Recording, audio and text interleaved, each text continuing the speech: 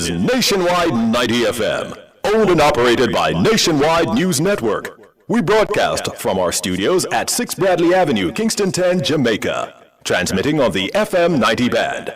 90.3 from Peters Rock in St. Andrew and Murphy Hill in St. Anne. Serving Kingston and St. Andrew, St. Catherine, St. Anne, parts of Clarendon, St. Mary, and St. Thomas. 90.5 from Huntley in Manchester. Transmitting to St. Elizabeth, Westmoreland, Manchester, Clarendon, rural St. Andrew, and parts of St. Thomas. And 90.7 from Coopers Hill in St. Andrew and Flower Hill in St. James. Serving Westmoreland, Hanover, St. James, sections of Trelawney, Kingston, St. Catherine, Clarendon, St. Mary, Portland, and St. Anne. Nationwide 90 FM also broadcasts on the World Wide Web on nationwideradiojm.com and on Flow on channel 916.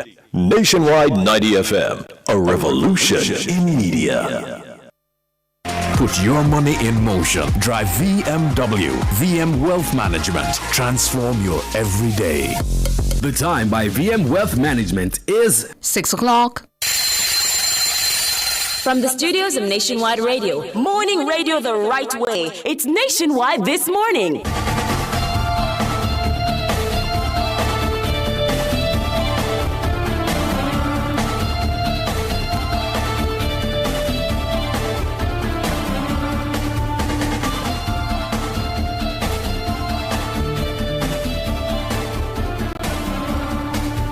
Good morning, I'm Tona Thomas. Coming up in the news at 6 for this morning, Friday, October 10, 2025.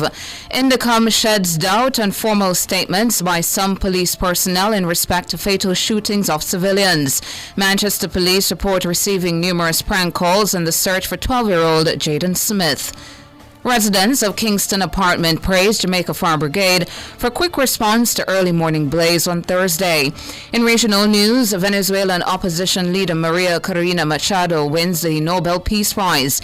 In international news, Gaza ceasefire agreement takes effect earlier on Friday. In sports, the Reggae Boys play for place in 2026 FIFA World Cup match against Curacao late on Friday. And in business, Caracris upgrades Access Financial Services corporate credit ratings. The details after the break.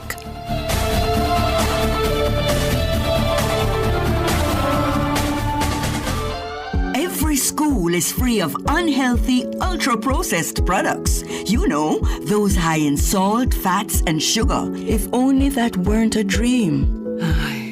The reality is that many children have an unhealthy diet at school, and 23% of them are overweight or obese. This can lead to hypertension, heart disease, and type 2 diabetes. Let's protect our children's right to health with a policy for schools that prevents unhealthy food marketing and ensures access to nutritious foods. The time is now. Let's implement the National School Nutrition Policy. A message from the Heart Foundation of Jamaica and partners.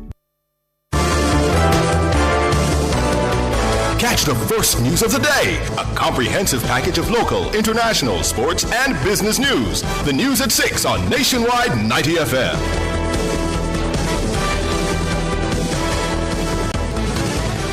Now to the details. Deputy Commissioner of the Independent Commission of Investigations, Indicom, Hamish Campbell, says he's unconvinced by the formal statement given by some police personnel in the wake of fatal shootings of civilians during planned operations. Campbell says for the police to be believed in all cases, every single witness would have to be lying. Well, is it a lack of confidence by us in the operation? Yeah, well, I think that's fairly plain. I'm not sure that one has full confidence that every account provided by the JCF in these shootings is accurate. And as we said in the report, one has to then go to the position that every single person, the citizen, the non-police witnesses, are lying. They've made up this from Montego Bay to Morant Bay. And for all these shootings, and the same account is provided by the forces of law against the citizens. And there is something, as we say, there's something probably inherently implausible that every single witness has made up their testimony or given false testimony, and that what they say and what they witness is just a lie. In its latest special report, Indicom has expressed alarm about the more than 500% increase in civilian deaths during planned police operations over the last 5 years. According to Indicom, in 2019, only 12% of deaths by the security forces occurred during planned police operations. This has jumped to 52% in 2025. Campbell is questioning the methods used during these operations and how they result in what he describes as preventable fatalities. Our report identifies a number of cases where, having been confronted, having submitted to the police domination, quite correctly, they are not controlled. And they are left in the same room as the police officers, who then conduct a search or move around. And it is then reported that the individual, free to move, recovers a gun from a drawer, under a towel, from some clothing, and then seeks to confront the 4 or 5 police officers in the room. And of course, is then shot and killed in self-defense. Cannot be right that officers have placed themselves at risk of further danger of these dangerous men, and these are preventable deaths, these are avoidable, and the right to life extends an ongoing duty to both the police officer by police command and the citizen. Hamish Campbell, Deputy Commissioner of Indicom, he was speaking on Nationwide at 5 on Thursday.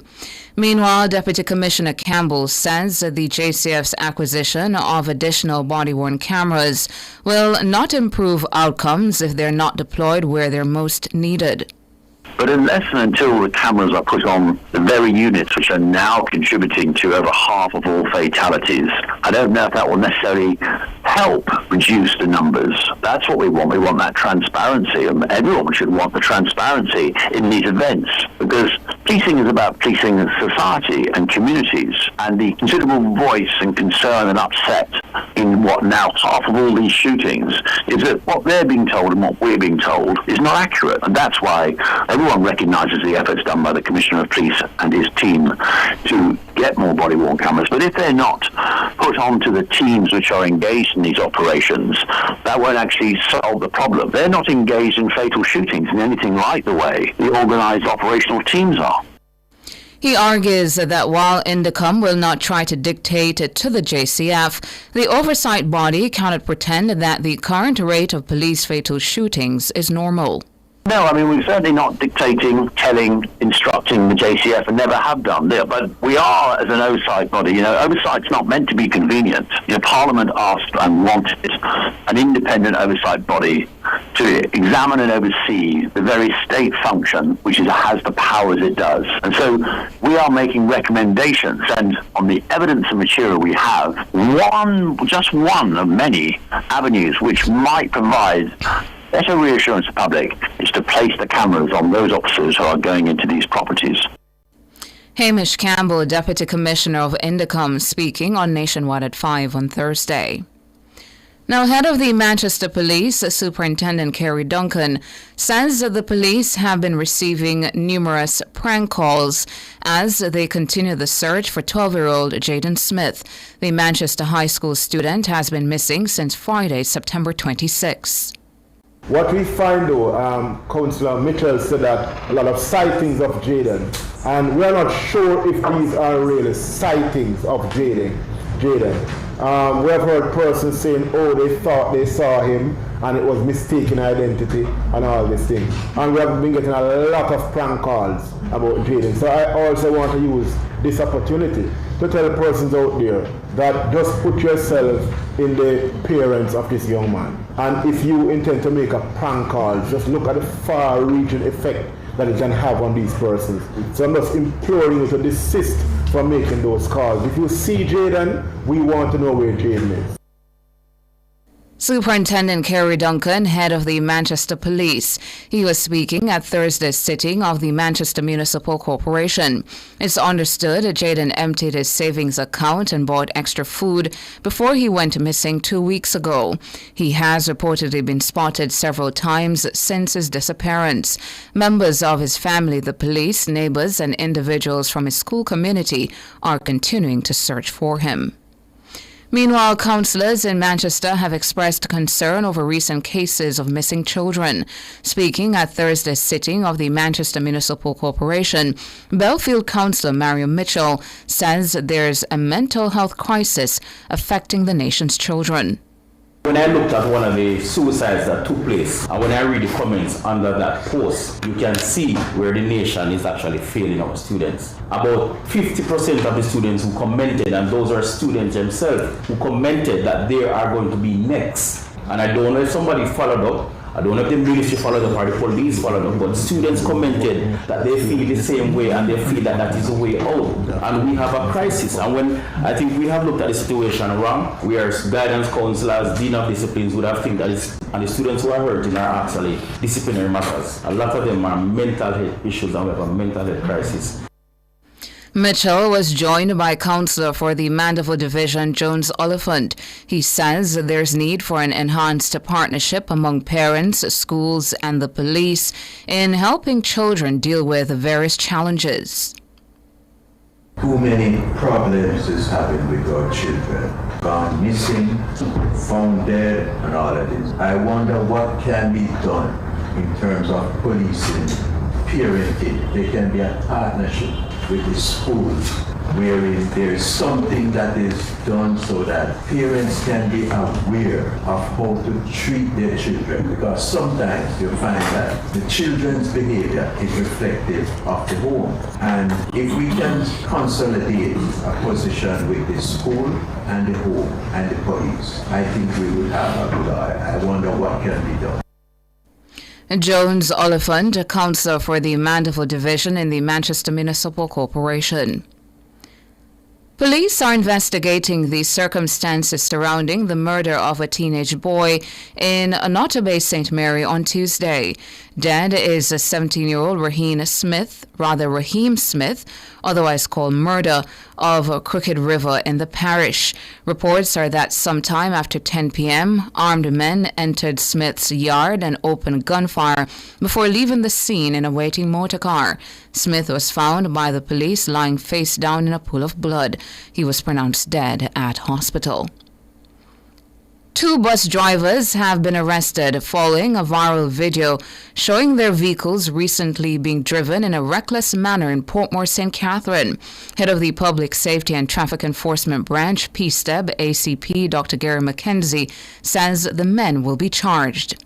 We have these 2 vehicles in custody right now, and we are in the process of administering charges to the drivers, and we have noted some issues with the vehicles wherein the owners are going to be held responsible as well. But the key thing is that the manner of driving and the behavior displayed by drivers and conductors of these buses was very outrageous. In fact, we are very appalled to know that these persons who are supposed to be the guardian of the lives of persons, to include children and elderly, were behaving in the manner that they were actually doing.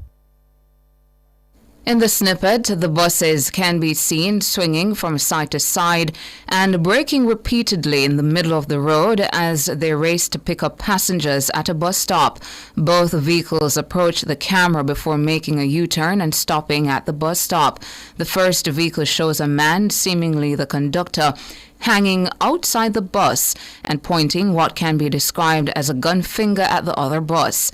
The conductor from the second vehicle appeared to be doing a crouching maneuver while hanging off the outside of the bus. The main door of that bus was open. Passengers were in both vehicles. Dr. McKenzie says the police will be taking steps to strip drivers like these of their licenses. We are intent as a police force to rid the roads of these kinds of practices, and we will do all that is possible legally to ensure that persons who behave in similar manner, that they lose their driver's license, either to suspension or revocation. We will continue to be out there on the roads, and we will continue to use the Jamaica Eye system to detect and prosecute drivers who behave in this manner. ACP Dr. Gary McKenzie, head of PSTEB. Meanwhile, Dr. McKenzie is warning motorists to use the roads with respect and care.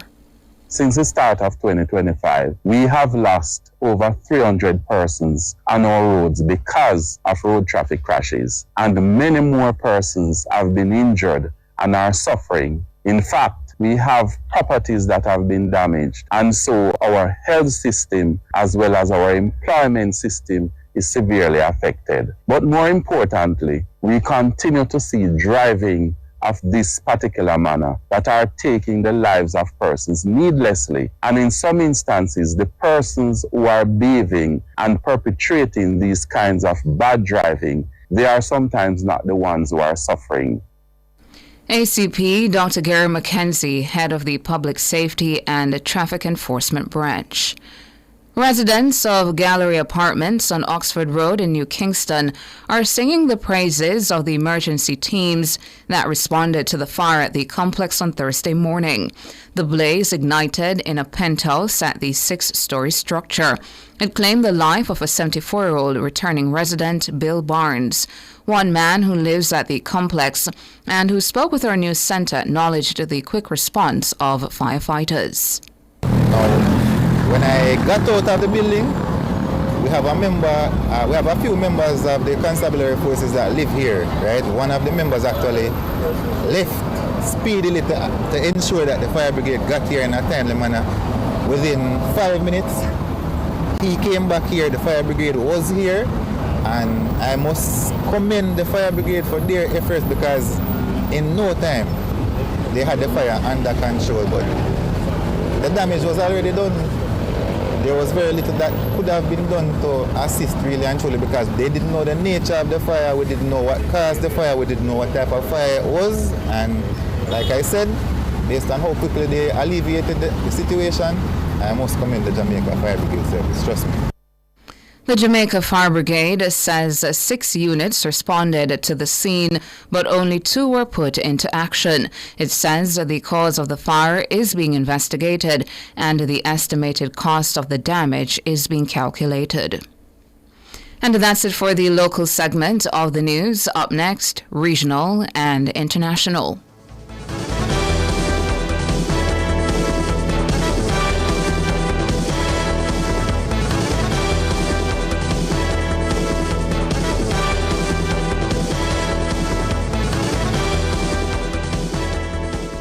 It's This Morning on Nationwide 90 FM. The time is 6:16.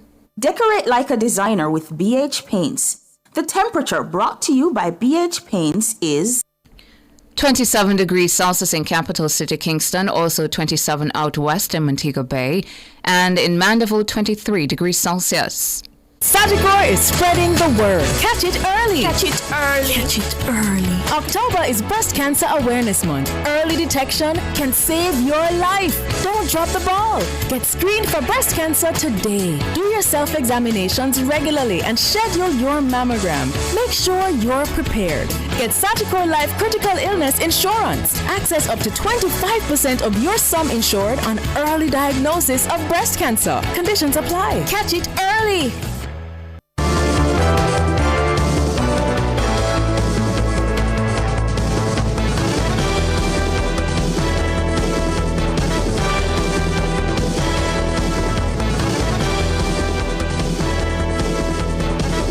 Regional and international news this morning. Regional news, Venezuelan opposition leader Maria Corina Machado won the Nobel Peace Prize on Friday.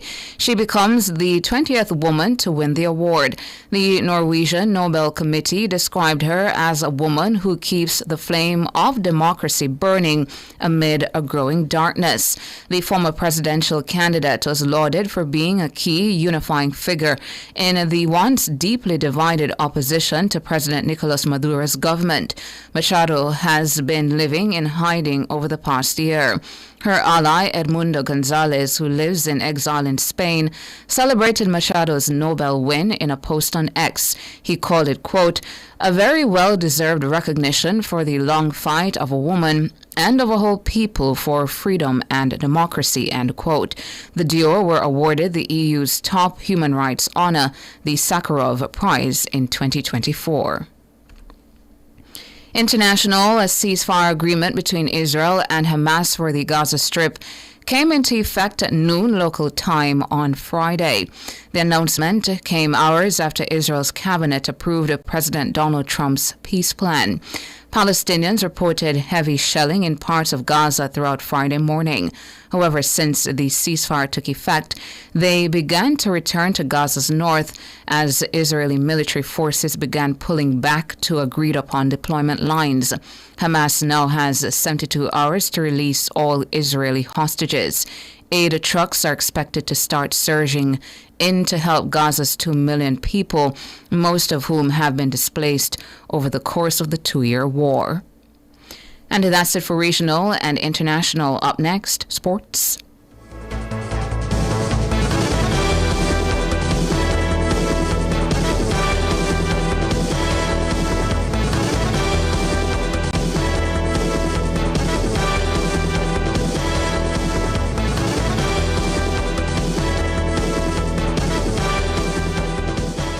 Spring into style with Unique Living. Upgrade your home with our extensive range of products. Get sleek shower panels, stylish vanities, LED and non-LED mirrors, plus kitchen sinks, closet solutions, ceiling fans, and more. Available in various finishes and sizes. Visit shop number 6, 30 Dunrobin Avenue, Kingston 10. Call 876-755-3661 or visit our website at www.uniquelivingja.com. Don't wait to spring into style with Unique Living.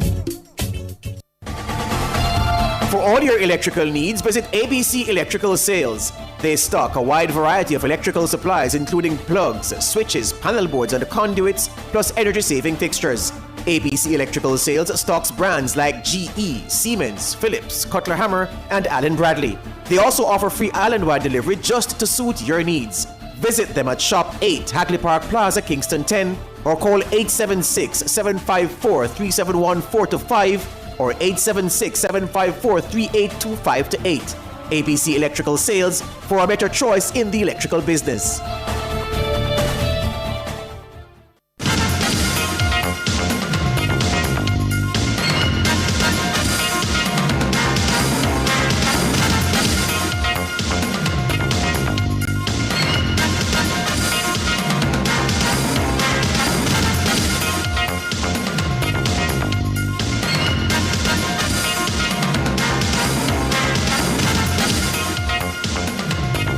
Now for your morning sports. The Reggae Boys meet hosts Curacao at 6 p.m. Jamaica time in a top-of-the-table clash in Group B of the final round of CONCACAF World Cup qualifiers.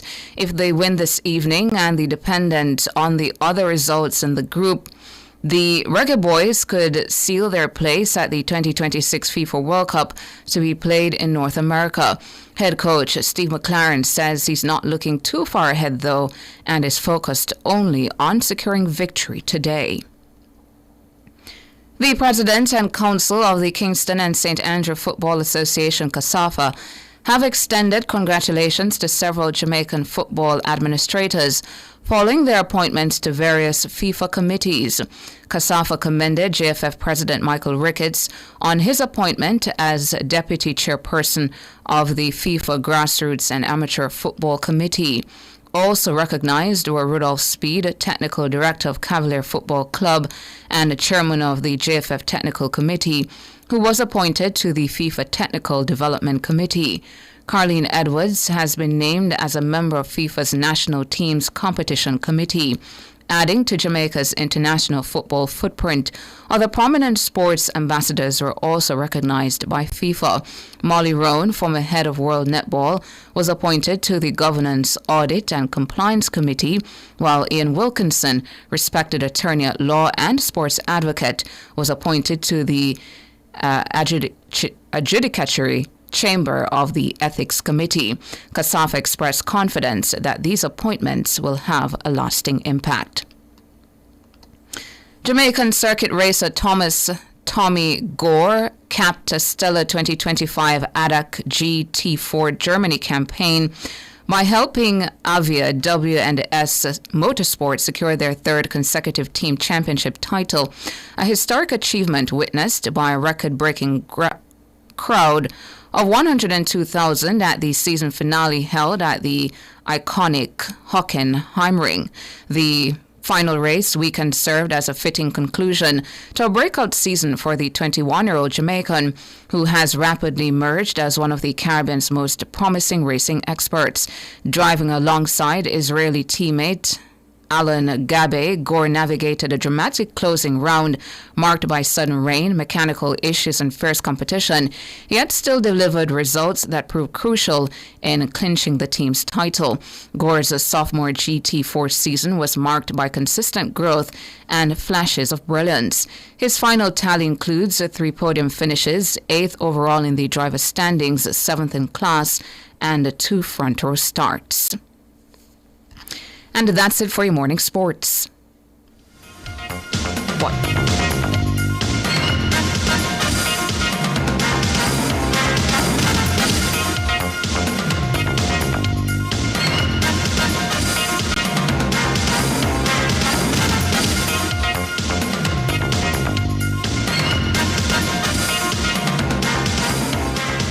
Are you ready to turn your sales and marketing skills into high earnings? Nationwide 90 FM is searching for business development executives to help us grow our business and build lasting client relationships. If you have experience across all stages of the sales cycle and possess strong communication, negotiation, and time management skills with a proven sales track record, this opportunity is perfect for you. Join our team and work with the top corporate brands, media agencies, and of course, our on-air personalities. Enjoy networking opportunities, professional growth, and competitive commissions. Ready to take the next step? Send your resume to hr@nationwidenewsnetwork.com today.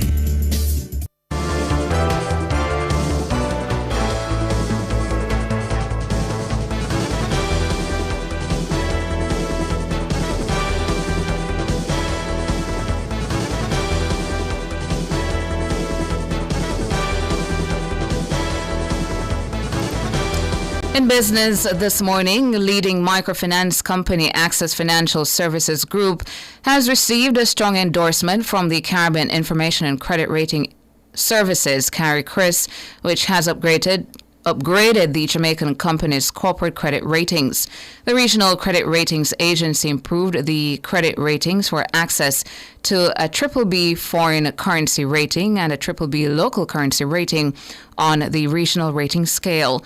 On the Jamaican National Rating Scale, the company received a BBB plus foreign currency rating and an A minus local currency rating. In a statement to the media, AFS says this represents a one-notch upgrade on the regional entity's grading system.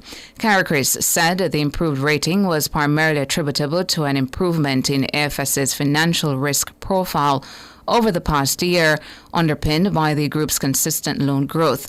This resulted in AFS's second consecutive year of growth in profit after tax, PAT, and fourth consecutive year of an increase in total income, with the PAT materially surpassing CARICRIS's financial year 2025 forecast and achieving its highest level to date. CARICRIS noted that the regional scale local and foreign currency ratings indicated that AFS's level of creditworthiness assessed in relation to other companies in the Caribbean was adequate, while the national scale local currency rating indicated that the company's level of creditworthiness when compared to others in the Jamaican market was good. Now, CARICRIS also noted that its national scale foreign currency rating indicated that when compared to other firms in Jamaica, Access Financial Services' level of creditworthiness was adequate. In its assignment of a stable outlook for the Jamaican microfinance entity, CARICRIS said the rating was premised on the high likelihood of continued good financial performance by the group over the next 12 to 15 months. The U.S. government is investigating Tesla after reports the firm's self-driving cars had broken traffic laws, including driving on the wrong side of the road and not stopping for red lights. According to a filing from the National Highway Traffic Safety Administration, the government says it's aware of 58 reports where the electric cars had committed such violations. An estimated 2.9 million cars equipped with full self-driving tech will fall under the investigation.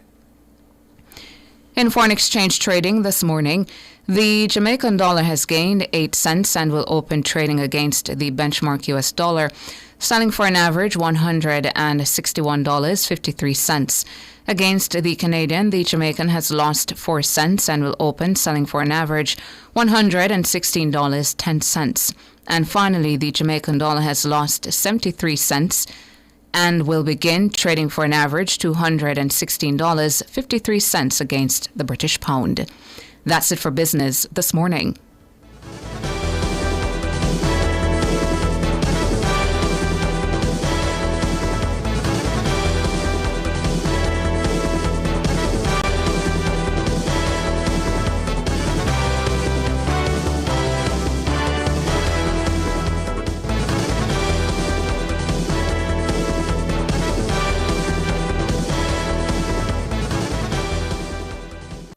Protecting your personal data is a priority for the Jamaica Customs Agency. We urge you to use the agency's official platforms to conduct your business. The time by the Jamaica Customs Agency is 6:29. New semester, your time to win. Pick up True products and you're in. True Ship, True Milk, and True Juice. True Almond and True Mold too. Refresh your semester in True Style. Purchase any 6 True products between August 28 and October 13 for a chance to be one of 3 grand prize winners of $200,000 or 7 weekly winners of $15,000 in supermarket or book vouchers. Visit Tradewinds Citrus on IG for details. New semester, your time to win. Refresh your semester in True Style. Conditions apply. Authorized by the Betting, Gaming and Lotteries Commission. Are you ready to turn your sales and marketing skills into high earnings? Nationwide 90 FM is searching for business development executives to help us grow our business and build lasting client relationships. If you have experience across all stages of the sales cycle and possess strong communication, negotiation, and time management skills with a proven sales track record, this opportunity is perfect for you. Join our team and work with the top corporate brands, media agencies, and of course, our on-air personalities. Enjoy networking opportunities, professional growth, and competitive commissions. Ready to take the next step? Send your resume to hr@nationwidenewsnetwork.com today.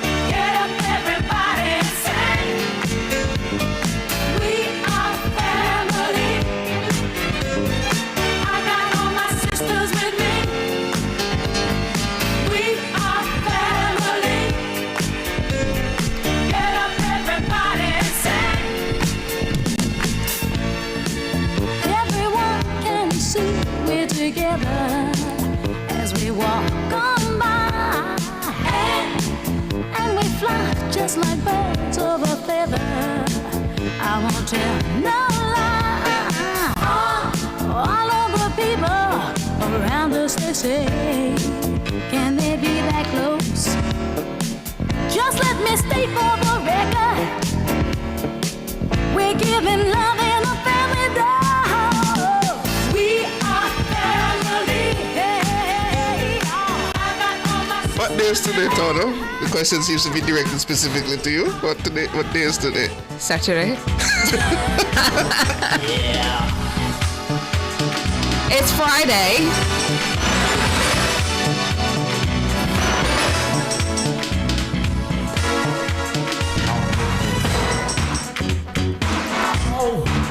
I think the first time I heard this song, I was watching Love and Basketball. But I was not supposed to be watching Love and Basketball.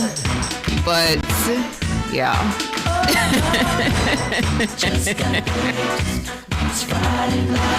A very good morning to you. Good morning to you. You're tuned in to Nationwide This Morning, NTM, The Big Show. Thank you so much for coming on over and joining us this Friday morning. It is a Friday, October 10, 2025. Happy to have all of you joining us in the YouTube space. Of course, the YouTube space is Nationwide 90 FM Live 2. Hello to all our friends joining us out there in Radioland. Hello as well to our peeps joining us from the app or from the website, the Revo app or website. Good morning to all of you as well. Happy to have you all listening in to NTM as we round out the week. I'm Tawna Thomas. And I am Siobhan Campbell. Good morning, Tawna. How are you? I'm doing good. How are you? I'm doing quite well. This has been a first for a long time. I don't think I've sat aside you. I'm trying to think back. Well, a few years now. I don't know if it's a few years, but certainly maybe a year or close to a year. But yeah, happy to be in the space with you today. Siobhan filling in for Saeed, and to Nadine Dockery. All of you who you hadn't seen my response in the YouTube chat yesterday asking about George. George is dealing with some very important matters, taking up a lot of his time. So George will be back soon. Yeah. And we wish him well as always. But Tawna, I don't like to weather the storm on Friday, so to speak. I think today should be a blessed, happy day. But we have to reflect as usual on matters of the past week. And I suppose what's been troubling me is the news coming from the Fiscal Commissioner as to just how poorly we're doing when it comes to spending that money we set aside for capital projects. I mean, it seems to be a growing issue year on year, where, interestingly enough, the amount put in the capital budget is increasing, but the amount being spent by the end of the year is actually decreasing year on year, and instead being redirected to other recurrent programs, which are important, but at the end of the day, recurrent programs do not grow the economy, and it becomes a real struggle when you put the two in comparison. The Fiscal Commissioner pointed out that year on year we're seeing 10 to 12% increases in our recurrent, while we're seeing 6% decreases in our capital expenditure, which means the capital expenditure, those projects meant to build roads, put in other infrastructure, things like technology that's needed to better increase the educational capacity of our schools and our teachers. One-off big projects. Exactly. Those are slowly being eaten up by recurrent expenditure, paying salaries, paying bills, and just those things that just keep the engine ticking over but will not move us forward. Mm-hmm. And that is a real concern that I think the government needs to get on top of.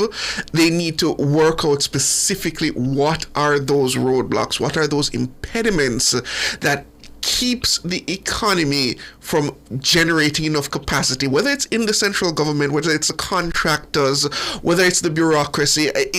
It seems there are quite a few multifaceted concerns here that need to be addressed, but those blockages need to be cleared in order to bring us forward, and I think more needs to be done on that. And what is of even more concern are the self-financing public bodies. Those are the bodies that they generate their own revenues, and as a result they carry out their own projects. Mm-hmm. But when you put with that combination of the self-financing bodies on top of the central government, the under expenditure hits nearly $90 billion in a year, and that is unfathomable.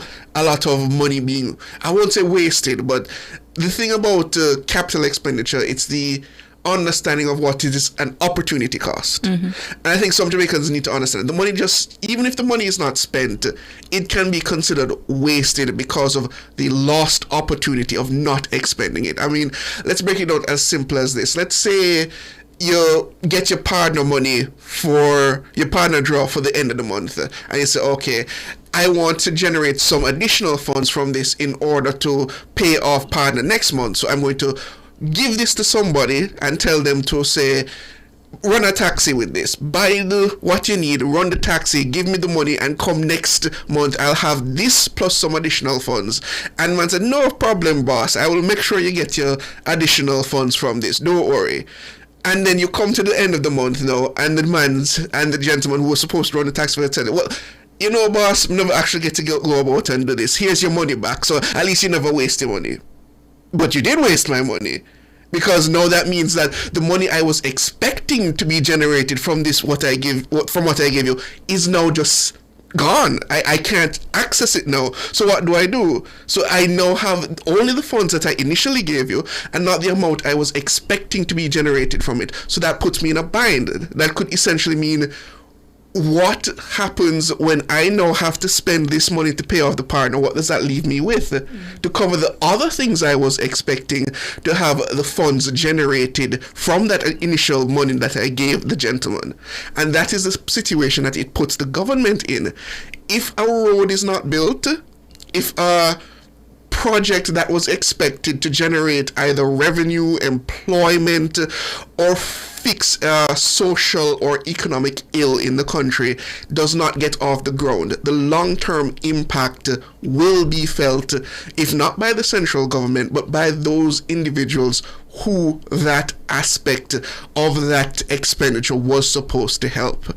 So it is very important that the money does not just simply go back to the central government, sit in the consolidated fund, and just be taken up by next year's wage bill coming up because we have to negotiate a new contract with the public service. These are matters that the government must tackle with the utmost priority.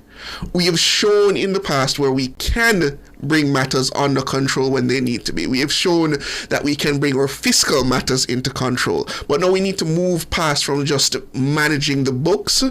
And as I think it was Prime Minister Dr. Andrew Holness, when he was opposition, said that we must look now to, so what was the line he used? We have passed the IMF test, but now we need to pass the people's test. And I think that is the position now. That is what the capital expenditure is supposed to do. It's supposed to help us pass the people's test. And we are failing that test by not spending the money that we set aside to do so, and it just being absorbed back in the consolidated fund and gets slowly chipped away over time by recurrent expenditure. And that is what has been troubling me. It's how we go about getting that matter done. Is it that we need to bring in contractors from overseas? Is it that we need to invest in building up the capacity of our contractors here? Is it really just a matter of clearing bureaucratic red tape? What is it that is keeping us from spending this critical expenditure that just goes forward in the next budget cycle towards paying the next wage bill? I heard the Prime Minister yesterday identifying contractors as one of those factors holding up things, and he paired that with speed. He said that, it's the rate at which they're able to finish some of these big one-time projects, and perhaps the projects are not being done fast enough. And he indicated that over the next 5 years, this pivot that they're doing now, he emphasized the importance of contractors, how contractors will be integral to that. If you don't have, as you said, Siobhan, the capacity here to do it, you might want to look elsewhere to get other people to come in and ensure that the projects can be done at a faster rate if we're really talking about growth and development. Because the pivot now is about growth. Precisely. That's exactly what is on everybody's mind. How do we grow the economy? To do that, we have to ensure that all of the roads, the thoroughfares, whatever needs to be fixed, that rehabilitated, that is being done, whatever needs to be constructed is being done in a timely manner so that we can move the nation forward in that aspect.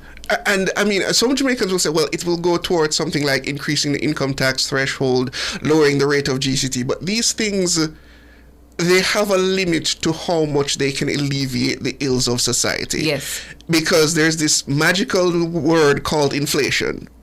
The more money that is in the system without the productive capacity to match it will inevitably become worthless, because you have that much additional funds chasing that fewer goods being produced to match the funds being generated. So it's a good thing when we can alleviate the pressures on the pockets of Jamaicans by increasing the income tax threshold. It's a good thing when we can lower the rate of GCT to make those who are hard hit feel that burden less. But inevitably that burden will creep up back on them without us being able to expand the economy in such a way that it can absorb that funding that is being put back in the people's pocket. Because what will happen is a merchant will say, well, I'm still producing 500 bags of flour, but more people are demanding in excess of the 500 bags of flour that I'm producing. So the only way at this point for me to fix that issue is to just raise the price of the flour rather than create more flour, because I don't have the capacity to create that flour. Mm-hmm. And that is how we run into this trap of calling for threshold increase, calling for less taxes here, less taxes there, but without the capacity to generate more production in the country. That is just a cat chase, or it's actually, the proper term is a dog chasing its tail. I want to say cat, but it's the same thing. It's a dog chasing its tail, and it's just an endless cycle of you saying, well, I'm going to need more money in my pocket, I'm going to need more money in my pocket, because at the end of the day, we're not producing enough to meet the demand that is there in the society, and it will create a circular problem that will need to be solved inevitably. And I think we're now at the point where the inevitability of that problem is becoming realized, and we need to crack the bottom of it. And just as we end, Siobhan, I did see someone in our YouTube chat referring to Ambassador Audrey Marks, who has portfolio responsibility for that portfolio that is expected to cut some of the red tape and ensure that we are moving more speedily in terms of procurement. And I did see her post 2 days ago where she said she will go on a study visit to Estonia, and she says that Estonia has successfully used a targeted digital transformation strategy to leapfrog its neighbors, achieving developed high-income status with an advanced digital-driven economy. And she says, my strategy is to achieve Jamaica's digital transformation by adopting global best practices and minimize reinventing the wheel. So we do expect from all that she's learning elsewhere in the world, she'll come back here and really hit the ground running in relation to that portfolio that will be integral as well to this move that we're making about pivoting to growth and getting things done faster in relation to our capital projects. I see Wayne Smith here saying, Siobhan, the government is partying with the red money. No, not at all. I think the best analogy to put to here is that the government is putting the money in a mattress and sitting on it. It's generating no interest. It's generating nothing productive. But every couple of weeks you take out of it to pay a utility bill or pay off the rent. But beyond that, the money just sits there. That is the actual, I think, the best analogy to use. The money is not doing anything for the country. It sits there and simply is chipped away over time.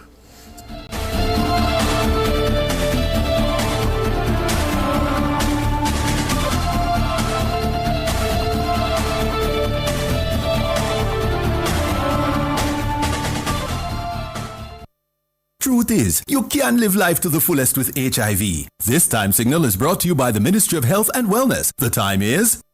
It's 6:49.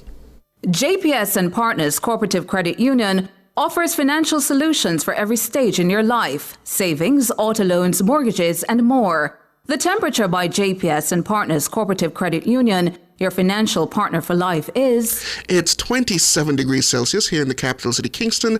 It's 26 out west in Montego Bay and 23 in Mandeville.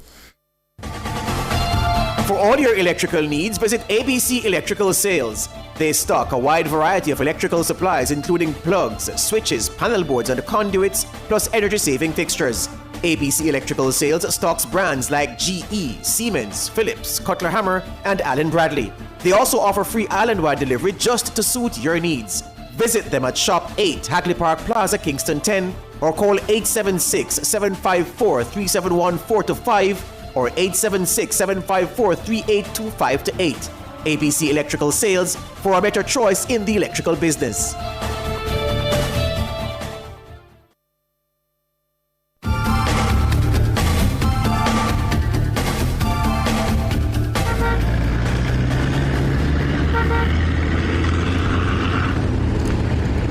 You hear that sound? It is for your first morning brief with Street Smarts from Ludlow McLean. Good morning, Ludlow. Morning time, Siobhan. Morning time, Tona. Hey to you, Ludlow. Listeners, motoring and commuting public, let's say good morning. It's bright and sunny. And road is already busy, because if you're already on Walton Park Road, it's busy in both directions. Hagley Park Road from 3 miles going up, busy. If you're heading to the Richmond Park, coming to Richmond Park Avenue, Queens Avenue, all of these main roads in Richmond Park, there is some traffic there. And as I said, going up at the Park Road, you're going to find it quite active. If you try to make it onto Omar Road and even going further up Chisholm Avenue or Waltham, also going up as traffic all the way up to connect with Maxfield Avenue. So all of that stays quite active. However, Russell Road is not too bad as they make your way across to the Crossroads area, which is Retirement Road. It's not too bad yet, but it's building, and also Lyndhurst Road, it's flowing steadily, but it's building all the time. So as the morning progresses, there'll be more traffic in other areas. So until about 7:20, it's back to you, Siobhan, in the studio. Thank you, Ludlow. Next up is your word of the day.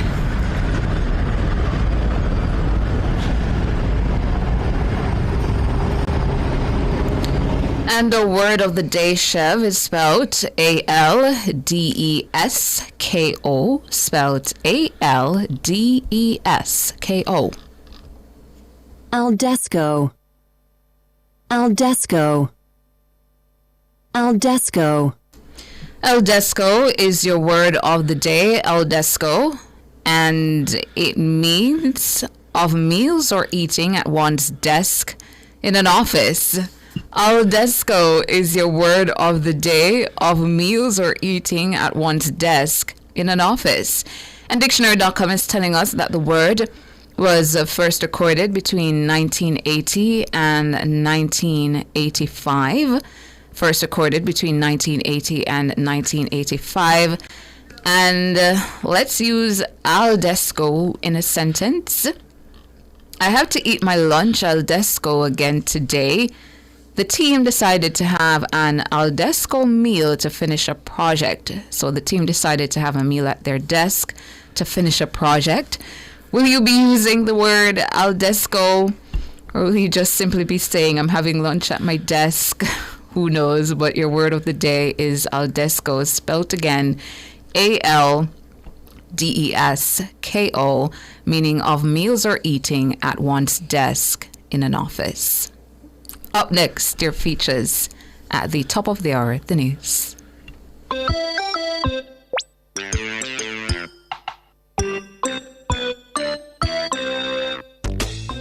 Is your child a completely different person at home than they are in other social settings?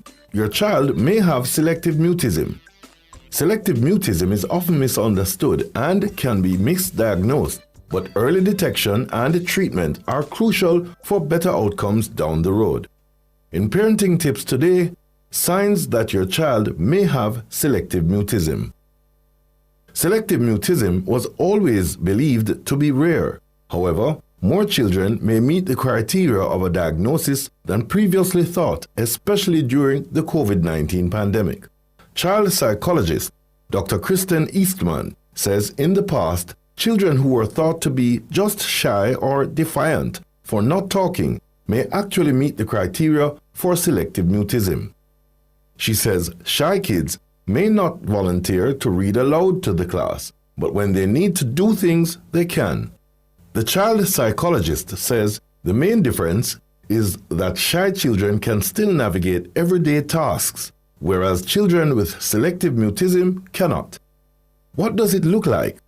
A child with selective mutism may not communicate in select social settings, often school, but they can comfortably talk in at least one other place, typically home. Both girls and boys can be affected, though the condition tends to impact girls more than boys. The average age of onset is under age 5, but it's often more evident when a child enters a structured social setting such as preschool or daycare. For example, children with selective mutism are overcome with anxiety at the prospect of giving a book report, saying hello to a classmate, or talking with their coach at soccer practice. So they are rendered frozen and unable to initiate or respond. Because of this, their experience at school and in other social settings may be hindered. Also, teachers may be unable to assess them and they may struggle socially. Selective mutism can look different depending on the child. Some children can only talk to their immediate family and no one else outside of the home, even extended family. Others may talk to relatives they see more regularly and not to those they don't know as well. Some may talk to other children, but not to adults outside of their home. And others may talk to their teacher when it's one-on-one, but freeze up in the larger group setting when others are within earshot. Be on the lookout for these signs of selective mutism. A frozen or unresponsive manner. Rigid, stiff as a board, body posture. Expressionless, flat or deer in headlights face. Slow to respond in a social situation. Clinginess with parents when entering into social settings. It's important for parents to trust their instincts. If you feel like your child is acting very differently in select social settings outside of your home or with select people, it is important to talk with your doctor. Dr. Eastman says the earlier you can make a diagnosis and start intervening, the better the prognosis long term. That's it for Parenting Tips today.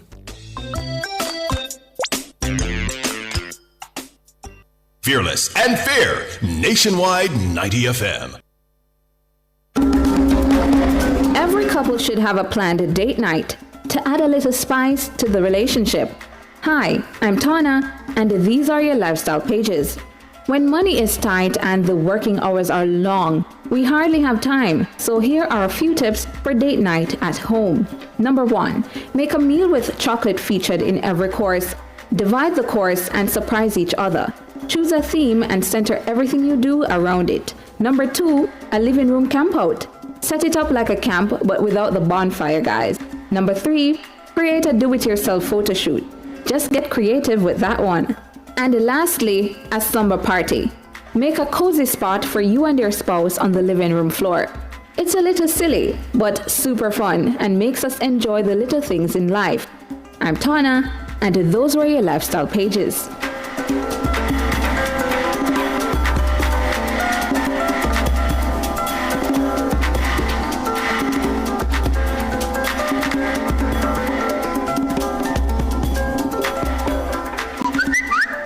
News on the go. The latest stories from Jamaica and around the world are literally a finger tap away. Keep up to date with Teen Revolution 24 hours a day online via nationwideradiojm.com. Listen live, read the latest stories, hear every soundbite. Be a part of the vibrant online debate via Facebook and Twitter. Now you can get all your favorite premium nationwide content at your convenience. Visit the Android Play Store and download it for free today. NationwideRadioJM.com. All day, every day. Team Revolution. Nationwide 90 FM, continuing the tradition of fair, fearless, and factual reporting. Jamaica, let's make road safety a priority. Slow down, stay focused. Remember, every life matters. The time brought to you by the JIS is... News time, 7 o'clock. If you need to build it, plumb it, weld it, pave it, or power it, National Supply has it. Get the best brands for the job at Jamaica's Industrial Hardware Superstore, Kingston Normal Bay. The temperature by National Supply is 27 degrees Celsius in capital city Kingston, 26 out west in Montego Bay, and in Mandeville, 23 degrees Celsius. The most credible news in the morning. The news at 7 on Nationwide 90 FM.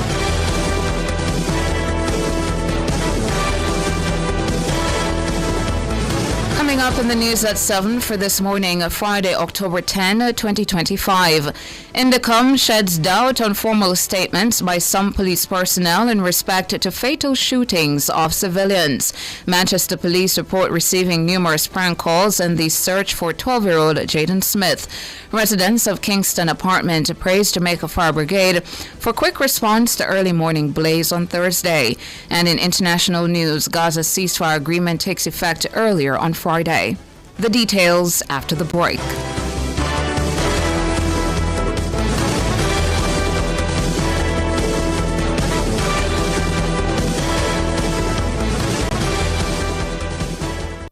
If it's news, it's got to be Nationwide 90 FM.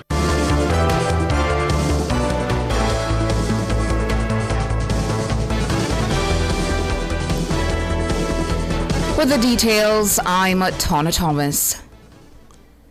Deputy Commissioner of the Independent Commission of Investigations, Indicom, Hamish Campbell, says he's unconvinced by the formal statement given by some police personnel in the wake of the fatal shooting of civilians during planned operations.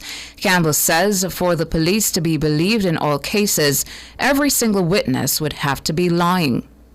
Well, is it a lack of confidence by us in their operation? Yeah, well, I think that's fairly plain. I'm not sure that one has full confidence that every account provided by the JCF in these shootings is accurate. And as we said in the report, one has to then go to the position that every single person, the citizen, the non-police witnesses, are lying. They've made up this from Montego Bay to Morant Bay. And for all these shootings, and the same account is provided by the forces of law against the citizens. And there is something, as we say, there's something probably inherently implausible that every single witness has made up their testimony or given false testimony, and that what they say and what they witness is just a lie. In its latest special report, Indicom has expressed alarm about the more than 500% increase in civilian deaths during planned police operations over the last 5 years. According to Indicom, in 2019, only 12% of fatalities by the security forces occurred during planned police operations. This has jumped to 52% in 2025. Campbell is questioning the methods used during these operations and how they result in what he describes as preventable fatalities. Our report identifies a number of cases where, having been confronted, having submitted to the police domination quite correctly, they are not controlled, and they are left in the same room as the police officers, who then conduct a search or move around, and it is then reported that the individual, free to move, recovers a gun from a drawer, under a towel, from some clothing, and then seeks to confront the 4 or 5 police officers in the room, and of course is then shot and killed in self-defense. Cannot be right that officers have placed themselves at risk of further danger of these dangerous men, and these are preventable deaths, these are avoidable, and the right to life extends an ongoing duty to both the police officer, by police command, and the citizen. Hamish Campbell, Deputy Commissioner of Indicom, he was speaking on Nationwide at 5 on Thursday. Meanwhile, Deputy Commissioner Campbell says the JCF's acquisition of additional body-worn cameras will not improve outcomes if they're not deployed where they're most needed. But unless and until the cameras are put on the very units which are now contributing to over half of all fatalities, I don't know if that will necessarily help reduce the numbers. That's what we want. We want that transparency, and everyone should want the transparency in these events, because policing is about policing society and communities, and the considerable voice and concern and upset in what now half of all these shootings is that what they're being told and what we're being told is not accurate, and that's why everyone recognises the efforts done by the Commissioner of Police and his team to get more body-worn cameras. But if they're not put onto the teams which are engaged in these operations, that won't actually solve the problem. They're not engaged in fatal shootings in anything like the way the organised operational teams are. He argues that while Indicom will not try to dictate it to the JCF, the oversight body cannot pretend that the current rate of police fatal shootings is normal. No, I mean, we're certainly not dictating, telling, instructing the JCF, and never have done there. But we are, as an oversight body, oversight's not meant to be convenient. Parliament asked and wanted an independent oversight body to examine and oversee the very state function, which has the powers it does. And so we are making recommendations, and on the evidence and material we have, just one of many avenues which might provide better reassurance to the public is to place the cameras on those officers who are going into these properties. Hamish Campbell, Deputy Commissioner of Indicom, speaking on Nationwide at 5 on Thursday. Head of the Manchester Police, Superintendent Kerry Duncan, says that the police have been receiving numerous prank calls as they continue the search for 12-year-old Jaden Smith. The Manchester High School student has been missing since Friday, September 26. What we find though, Councillor Mitchell said that a lot of sightings of Jaden, and we are not sure if these are really sightings of Jaden. We have heard persons saying, oh, they thought they saw him and it was mistaken identity and all this thing. And we have been getting a lot of prank calls about Jaden. So I also want to use this opportunity to tell persons out there that just put yourself in the parents of this young man. And if you intend to make a prank call, just look at the far-reaching effect that it can have on these persons. So I'm just imploring you to desist from making those calls. If you see Jaden, we want to know where Jaden is. Superintendent Kerry Duncan, head of the Manchester Police. He was speaking at Thursday's sitting of the Manchester Municipal Corporation. It's understood Jaden emptied his savings account and bought extra food before he went missing 2 weeks ago. He has reportedly been spotted several times since his disappearance.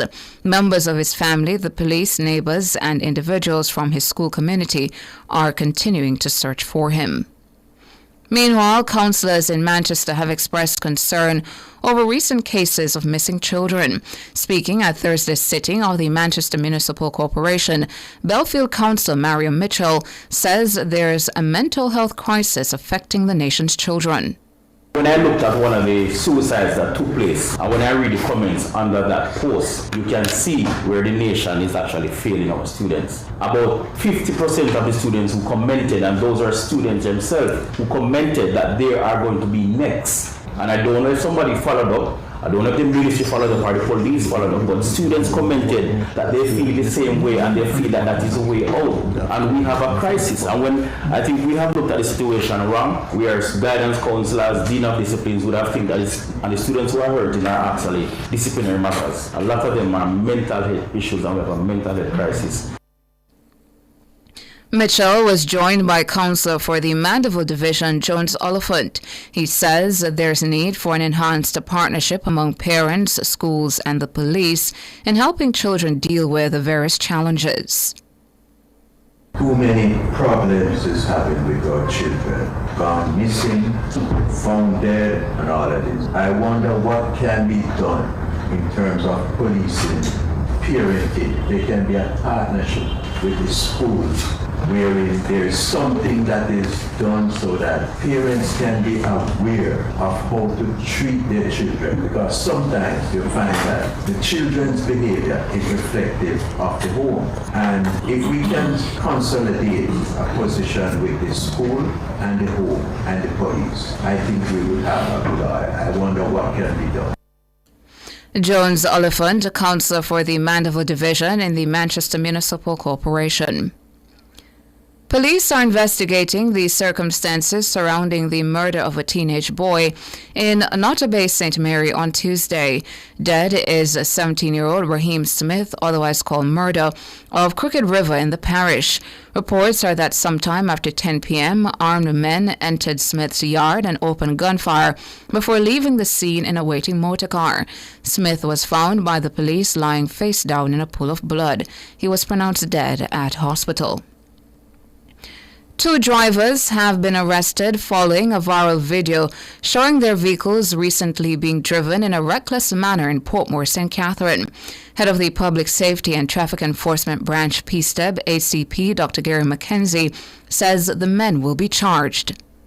We have these 2 vehicles in custody right now, and we are in the process of administering charges to the drivers. And we have noted some issues with the vehicles wherein the owners are going to be held responsible as well. But the key thing is that the manner of driving and the behavior displayed by drivers and conductors of these buses was very outrageous. In fact, we are very appalled to know that these persons who are supposed to be the guardian of the lives of persons, to include children and elderly, were behaving in the manner that they were actually doing. In the snippet, the buses can be seen swinging from side to side and braking repeatedly in the middle of the road as they race to pick up passengers at a bus stop. Both vehicles approach the camera before making a U-turn and stopping at the bus stop. The first vehicle shows a man, seemingly the conductor, hanging outside the bus and pointing what can be described as a gun finger at the other bus. The conductor from the second vehicle appeared to be doing a crouching maneuver while hanging from the outside of the bus. The main door of that bus was open. Passengers were in both vehicles. Dr. McKenzie says the police will be taking steps to strip drivers like these of their licenses. We are intent as a police force to rid the roads of these kinds of practices, and we will do all that is possible legally to ensure that persons who behave in similar manner, that they lose their driver's license, either to suspension or revocation. We will continue to be out there on the roads, and we will continue to use the Jamaica Eye system to detect and prosecute drivers who behave in this manner.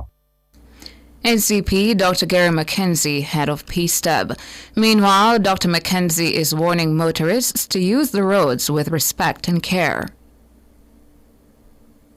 Since the start of 2025, we have lost over 300 persons on our roads because of road traffic crashes, and many more persons have been injured and are suffering. In fact, we have properties that have been damaged, and so our health system as well as our employment system is severely affected. But more importantly, we continue to see driving of this particular manner that are taking the lives of persons needlessly. And in some instances, the persons who are behaving and perpetrating these kinds of bad driving, they are sometimes not the ones who are suffering.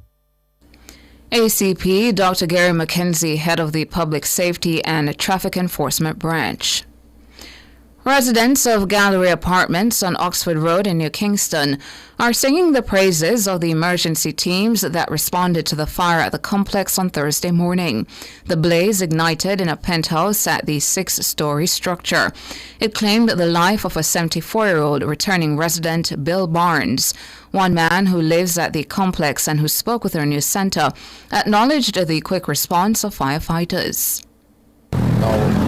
When I got out of the building, we have a few members of the constabulary forces that live here, right? One of the members actually left speedily to ensure that the fire brigade got here in a timely manner.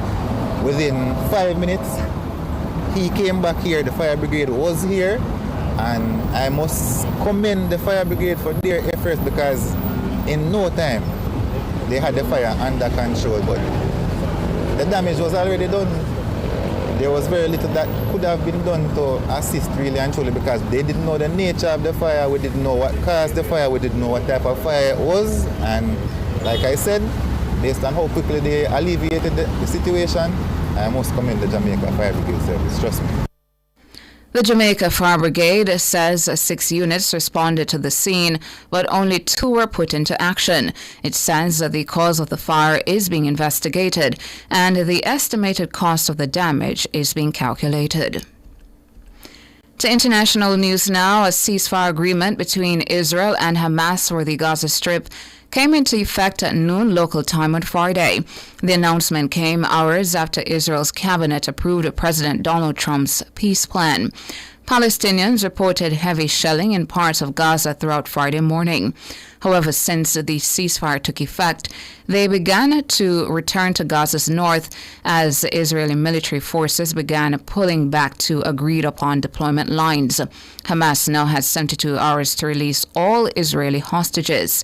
Aid trucks are expected to start surging to help Gaza's 2 million people, most of whom have been displaced over the course of the 2-year war. Also in international news, a 7.4 magnitude earthquake of the southern Philippines Friday morning killed at least 5 people. The quake triggered landslides, damaged hospitals and schools, and prompted evacuations of coastal areas. A tsunami warning has since been lifted.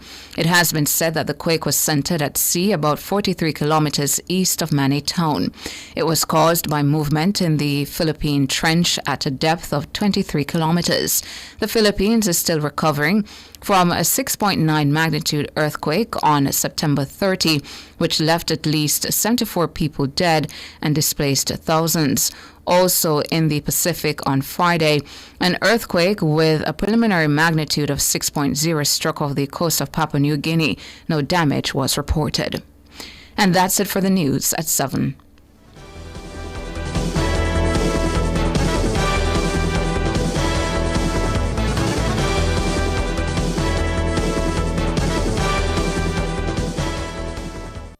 Sign up for the JN Money Card. It's safe, convenient, and free.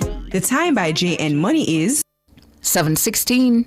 Rent or buy your hurricane supplies from Total Tools. Visit 102 Main Street, Ocharis, 34 Slipe Road, Kingston 5, or Lot C6, Drax Hall, St. Anne's Bay. The temperature brought to you by Total Tools Jamaica is 27 degrees Celsius in capital city Kingston, 26 Southwest in Montego Bay, and in Mandeville still 23 degrees Celsius. Sagicor is spreading the word. Catch it early. Catch it early. Catch it early. October is Breast Cancer Awareness Month. Early detection can save your life. Don't drop the ball. Get screened for breast cancer today. Do your self-examinations regularly and schedule your mammogram. Make sure you're prepared. Get Sagicor Life Critical Illness Insurance. Access up to 25% of your sum insured on early diagnosis of breast cancer. Conditions apply. Catch it early.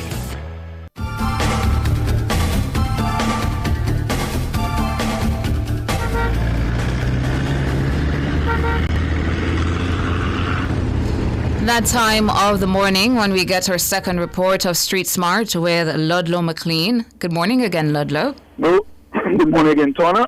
Sorry. Morning. Our listeners. Right, our listeners. And just don't forget, once it gets to this time, peak hour, you're going to find all those areas. Washington Boulevard, coming from 6 miles. The same thing along Spanish Town Road. It's coming up radius, the foot of radius. Coming down, you're going to have traffic. If you're on the Perkins Estate area on Perkins Boulevard, you're going to have some traffic there coming onto Reddy's Road. And going across to Meadowbrook, you're coming down Reddy's Road, the same thing. If you go onto Roehampton Close, Roehampton Drive, Roehampton Close, onto Manning Road, you'll also have traffic. If you're up in the Manor Park area, there's traffic going all the way down to Constance Spring Road, and it really intensifies in the Mayor Brown's Corner and going further to the intersection of Shorter and Constance Spring Road, and also from Robin onto Constance Spring Road. Constance Spring Road all the way down. South Avenue, traffic. West Avenue, also have traffic. West Kings Road, traffic. And Upper Waterloo, Waterloo Road, all these areas, and the road that runs parallel to Waterloo, Kingsway, it's also having a significant amount of traffic. And Hope Road, heading into After Tree, same thing. Trafalgar Road was building earlier on this month, is now as intensified. Likewise, Knutsford Boulevard from Oxford Road, going on to connect with Trafalgar Road, there is also traffic there. So a lot of traffic around, and don't forget the east. Once you clear Harborview, it's pretty good going along Michael Manley Boulevard, and also so Florida Glass Pool onto Michael Manley Boulevard. But going up Mountain View, you're going to have some challenges just in the vicinity of Linear Road and then going up further up. So it's quite a busy morning, and believe me, there'll be traffic in the lower section, especially going along Life Road, Slipen Road, Hero Circle, going further down Orange Street, North and South Parade, all these areas, along with East Street, there will be traffic, so you won't escape it at this time. So until Monday, as usual, at Streetsmart, your safety is our concern. Donna, over to you. Thank you so much, Ludlow, for that second and final report of the week of Street Smart with Ludlow McLean. Up next, the front page.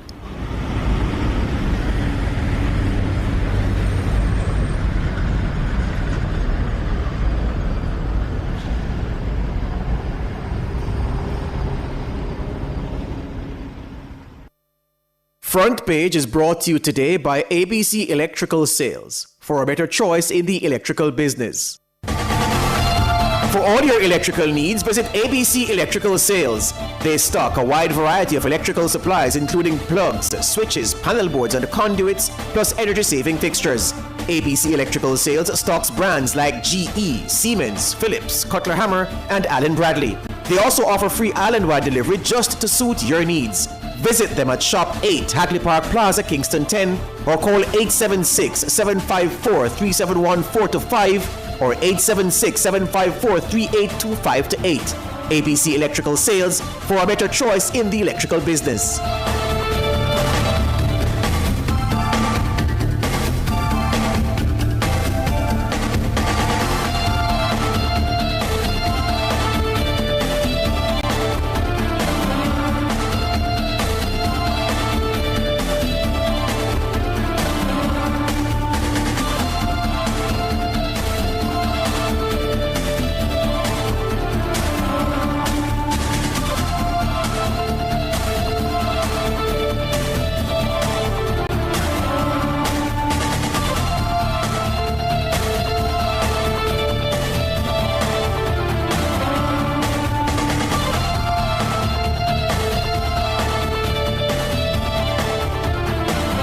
Welcome back to Nationwide this morning. You're now tuned into our discussion segment, The Front Page. On the front page this morning, we're focusing on urban planning to unlock economic growth. Now, urban planning plays a vital role in shaping a city's future. As climate change intensifies, thoughtful planning ensures the city becomes more resilient to flooding, heat, and sea level rise. Well-designed public spaces not only enhance community life, but also promote safety, health, and social connection. Strategic zoning supports sustainable housing, efficient transportation, and green infrastructure, reducing congestion and pollution. Smart urban development attracts investment and drives economic growth by creating opportunities for businesses and innovation. The recently held Maurice Facey lecture series highlighted this need as it focused on unlocking Kingston's waterfront as a public space and economic asset. So, how can we do this, and how does the urban development in other areas in the area factor into this? Well, to discuss this, we are joined by globally recognized urban planner, former chief city planner of Vancouver, Brent Tatarin, and chairman of the Pan Jamaica Group and the CB Facey Foundation, Stephen Facey. Good morning. Good morning. Thank you so much for joining us here on Nationwide this morning, Brent Tatarin as well as Stephen Facey. But one of you've got on your radio. I'm hearing a feedback. If you just could move away from that radio or to turn it down. Brent, Stephen. We're good to go now. All right, let's begin with you, Stephen. The lecture was yesterday, the Maurice Facey lecture, and it has become what some would say a major platform for shaping ideas about Jamaica's urban future. How does this year's theme reflect the vision of your father, or what your father had for Kingston and the country? Thank you. Yes, we had a very successful successful evening yesterday, and it's been a powerful 3 days with Brent here to talk about the opportunities.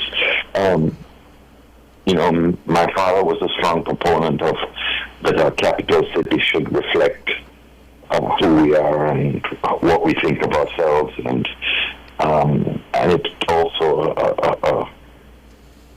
an engine to help drive our economy and growth.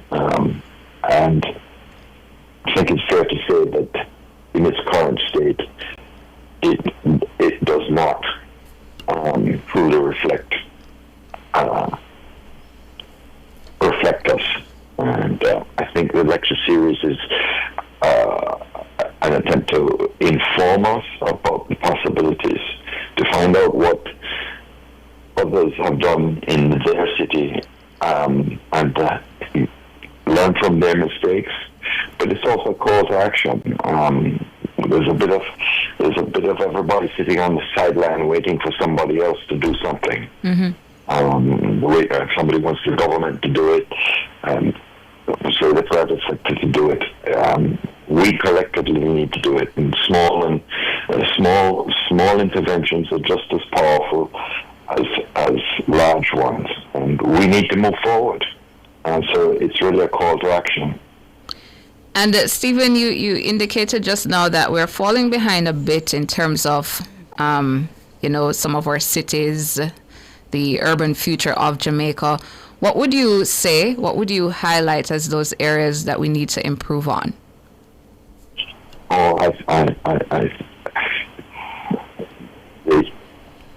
Simple things like the cleanliness of our streets, the collection of solid waste. Our harbor is suffering from abuse, pollution of all kinds. We treat it poorly. We need to change that view. It's our connection to the global world. As I said in my introduction, I think of the waterfront as our front yard, or the front porch, where we welcome people, where we socialize, where we meet. It ought to be comfortable, clean, safe, and it's a real opportunity for great things to happen. Let's bring you in, Brent. Good morning again. You've come, you've had some time to assess, look around, observe the waterfront. Those first impressions, what were those?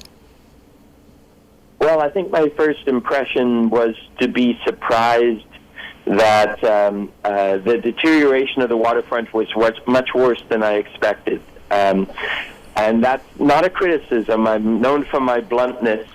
So I always try to tell the truth and be candid, because that's the only way you can really progress. And the state of the waterfront, particularly, was much worse than I expected. The abuse of the water, as Stephen said, the deterioration of the physical space was somewhat shocking to me. And I was also surprised that although there are many cities in the world that don't have a lot of resources to spend, money to spend, transforming their downtowns and waterfronts, they have been very good at doing fast, quick, relatively inexpensive things. Particularly Latin American cities that I work in and have been inspired by.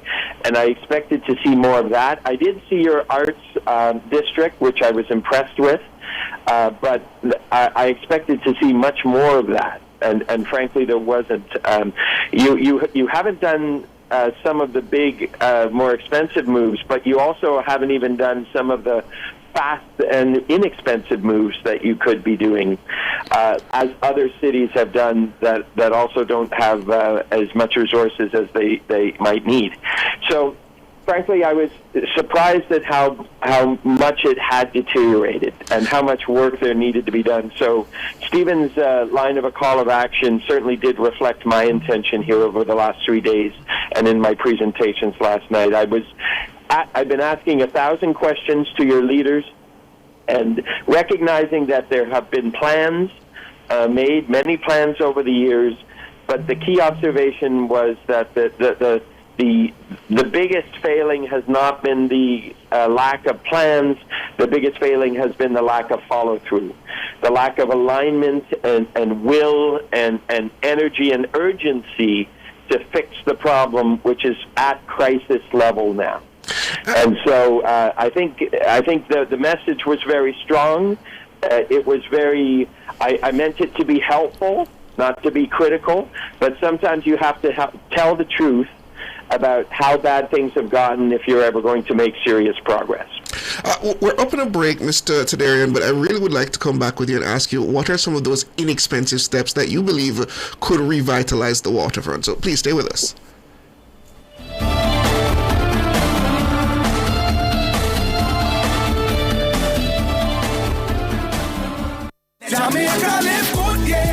Give up every illegal gun. Call the police at 119 or Crime Stop at 311. The time by the Ministry of National Security is... It's 7:30. Looking for superior quality transportation from an international award-winning provider? Well, look no further. Choose Island Car Rentals, Jamaica's leading car rental company, setting the standard for road transportation in Jamaica. For over 50 years, Island Car Rentals has been your trusted partner for reliable, top-quality vehicles. But we're more than just a car rental company. Need an airport transfer at any hour? Heading out of town and want to travel in style with a private chauffeur? Need a truck to rent for business or personal use? Or maybe you need a customized shuttle or tour for a large or a small group. Whatever your transportation need, Island Car Rentals has you covered. Call us today at 876-926-8012 or 876-929-5875 or visit www.islandcarrentals.com to book your next trip. Because Island people take better care of you. For all your electrical needs, visit ABC Electrical Sales.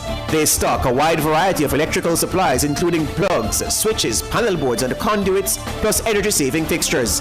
ABC Electrical Sales stocks brands like GE, Siemens, Philips, Cutler Hammer, and Allen Bradley. They also offer free island-wide delivery just to suit your needs. Visit them at Shop 8, Hatley Park Plaza, Kingston 10, or call 876-754-371-425 or 876-754-3825-8. ABC Electrical Sales, for a better choice in the electrical business. Every school is free of unhealthy, ultra-processed products. You know, those high in salt, fats, and sugar. If only that weren't a dream. The reality is that many children have an unhealthy diet at school, and 23% of them are overweight or obese. This can lead to hypertension, heart disease, and type 2 diabetes. Let's protect our children's right to health with a policy for schools that prevents unhealthy food marketing and ensures access to nutritious foods. The time is now. Let's implement the National School Nutrition Policy. A message from the Heart Foundation of Jamaica and partners.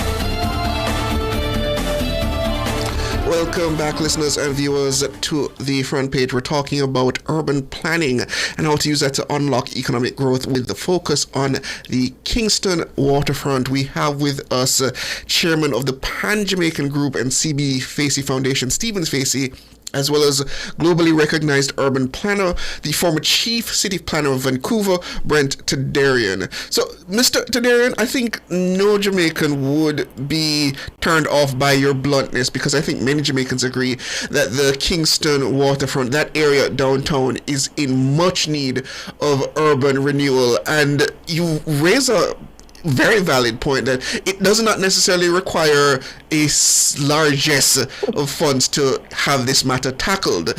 So could you identify some of those, what you say, as inexpensive methods of revitalization? Well, even the cities that have much more resources have learned from relatively less wealthy cities that while you're waiting for the permanent transformation, the big transformation that frankly costs a lot of money and takes time in any case, the best thing to do is to do things fast, almost overnight, to address the crisis and to create energy and momentum. So cities I've worked in, like Auckland, New Zealand, as they're transforming the waterfront, or planning to transform the waterfront in a time-consuming way, are transforming with just paint and art and creativity and people, places, and activities for kids. You can do a lot with chalk and beanbag chairs and things that you just install with very little money to make the place message to everyone that this is a place for people, this is a place for families, etc. And you can do it shockingly quick and shockingly inexpensively. So as I say, even the wealthy cities know that you do that first while you're waiting for the more permanent transformation. Ironically, in some of those cities, and by the way, Latin American cities, I advised Medellin, Colombia for several years. I've worked in Buenos Aires and Santiago and Bogota and many. They're very good at doing a lot with big, smart ideas. They know a smart idea when they hear it, and they do a lot quickly and with relatively little money. And that's and so whether you're a rich city or a poor city, that's just a smart thing to do. And it's about filling the gaps. It's about looking at your dead spaces. If you've got parking lots on your waterfront, you should turn them into something else.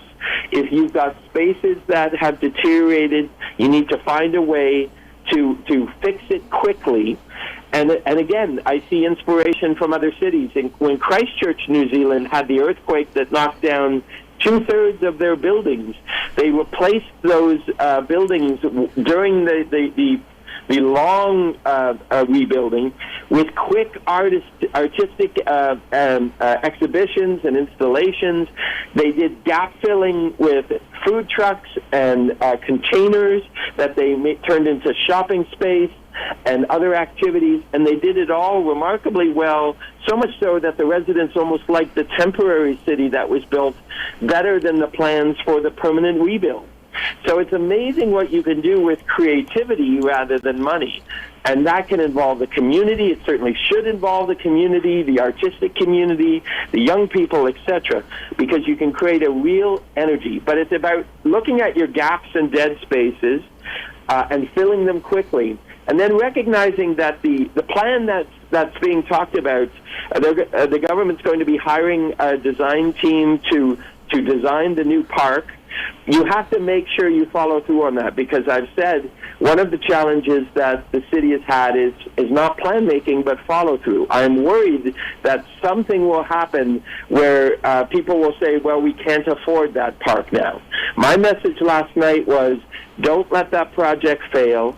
Recognize that it's costing you money to not do that. Putting investment into your waterfront is an investment, and when you don't do it, you're actually costing more than you're saving. I appreciate what you're saying, Mr. Tadarian, but there is an underlying issue, and I would love to hear some insights from an outsider looking in, so to speak, that the space itself suffers from an appreciation from the people in terms of the maintenance and its cleanliness. Is there, I don't know how to even address this, is there a method by which one can bring in new clean spaces suited for public habitation without the concern that these spaces will in short order be turned into what the rest of the Kingston waterfront looks like? I can put it no less bluntly than that. Well, I think the registration for the event last night started at 600 or 700 and went to 800. There was a lot of it. People were passionate. People were engaged in the conversation. Every conversation I've had with business leaders and other political leaders this week has been passionate. No one has been just being polite and saying what they think needs to be said. So my first observation is there is a lot of interest, a lot of passion around the waterfront, and a lot of impatience. People are that have talked to me are tired of too much talk and not enough action. And I also have heard about the use of special events like the fireworks, and people have come down to the downtown and waterfront who perhaps haven't been here for many years.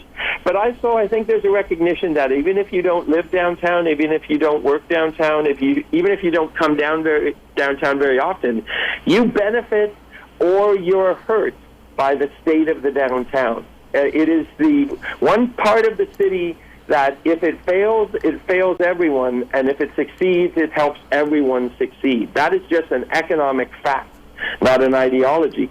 So I think it might take some effort to make sure that everybody realizes the importance of investing and rescuing the downtown and waterfront, frankly. But my sense is there's a lot of energy, there's a lot of excitement, and there's a lot of impatience and frustration that it hasn't happened quicker. And you spoke, Brent, to the low-hanging fruits that can be done without using a whole lot of money to revitalize that area. But did you identify any long-term proposals or any long-term ideas, initiatives that the government and other stakeholders might need to take on in that revitalization process? I did, and my presentation, by the way, is going to be online on the Foundation's website, so anyone who wants to watch it can watch it later. It's good that you mentioned that, because we do have some of our YouTubers on our channel asking if they can access the presentation. Well, the whole point, we had a wonderful crowd last night, but the whole point is that it doesn't just disappear as a conversation that happens and people get interested and inspired, but then it goes back to normal relatively quickly. And I've seen that happen in other cities. So the whole point is that this will, and the continuation of Stephen's lecture series, will keep the conversation and the momentum going, because in my experience working in cities on 5 continents and over 33 years, that's what you need. You need to change the conversation. You need to keep the momentum up. But to your question, yes, long-term solutions and even medium-term solutions. First of all, you're both transforming the land, but you're also transforming the water. You have plans in mind to clean the water, and boy, is that critical. We've had a lot of conversations about chicken and egg. Do you need to clean the water first or transform the land? And the answer is you need to do both at once, and both are necessary and dependent on each other. But it wasn't just the quality of the land that I noticed, the deterioration, but the quality and the abuse of the water, which had a very distinct smell when I was exploring it. Most cities recognize that the water is their golden goose. The water is their best asset, and they strive to take the best advantage of it.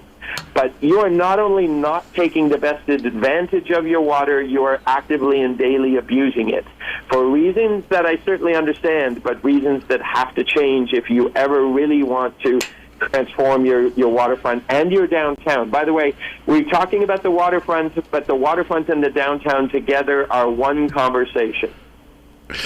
And Stephen Facey, again, I appreciate Mr. Tadarian's bluntness. I think many Jamaicans appreciate it.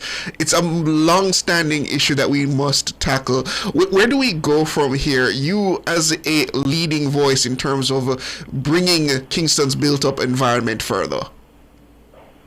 You know, it's we sit around and wait for others to do it. We all have a part to play. Every one of us as citizens have a part to play. You asked about the cleanliness. Just keeping the streets clean and not using them as places to dump our rubbish. That's not beyond us to do that, to make our streets clean, safe, comfortable. These are small things, but they make such a big difference. And each of us can have an interaction with the city that makes a difference.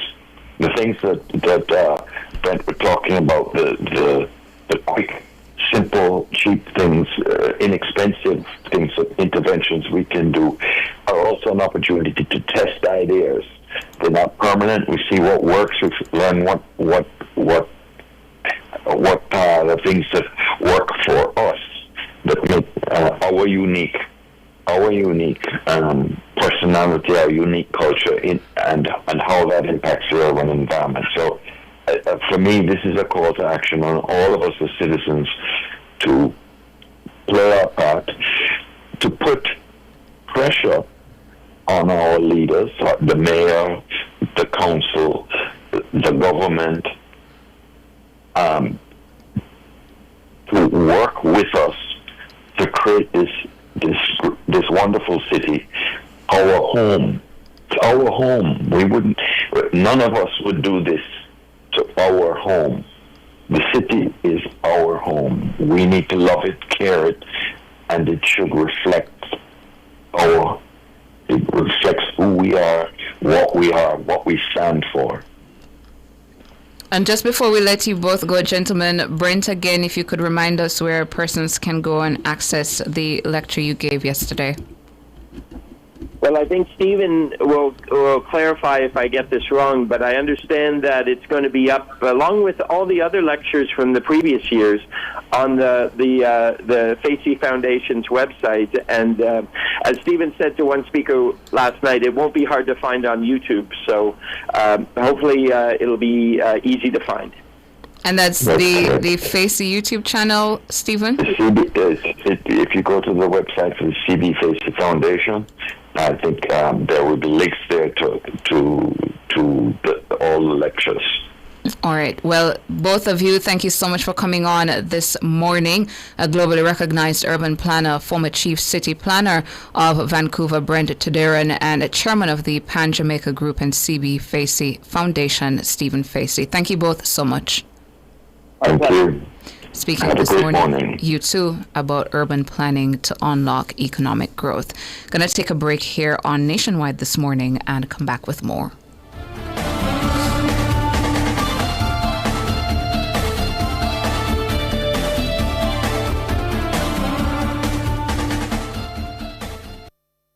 Birdshot fried chicken always ready. Birdshot, original crispy. Birdshot, Cajun spicy. Birdshot, a barbecue. Birdshot, we are going Birdshot. The time brought to you by Birdshot Fried Chicken in Montego Bay and Ocho Rios is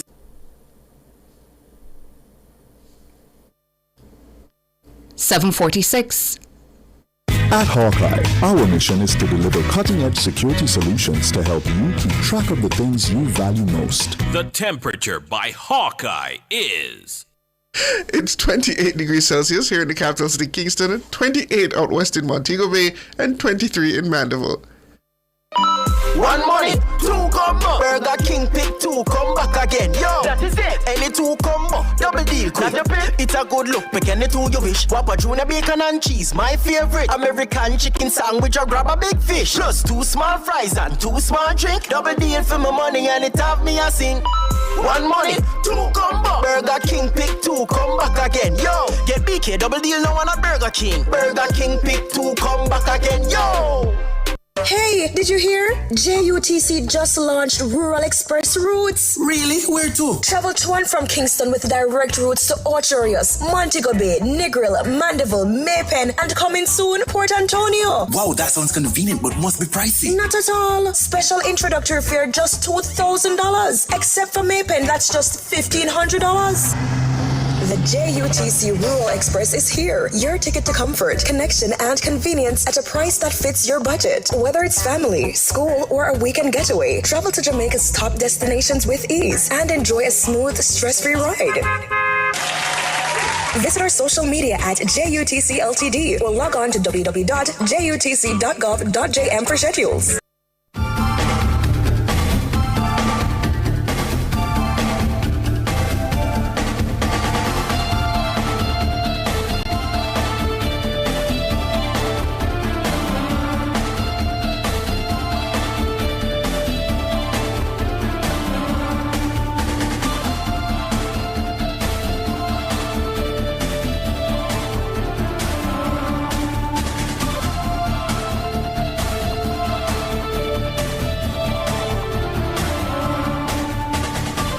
Welcome back to Nationwide this morning. Now, the trial to defend Jamaicans' beach access rights at Providence Flanker Beach began on Monday in the St. James Parish Court. The matter was taken to court after the residents took issues with an environmental impact assessment, EIA, submitted for Sandals Resort's planned overwater hotel project at Providence Beach in Montego Bay.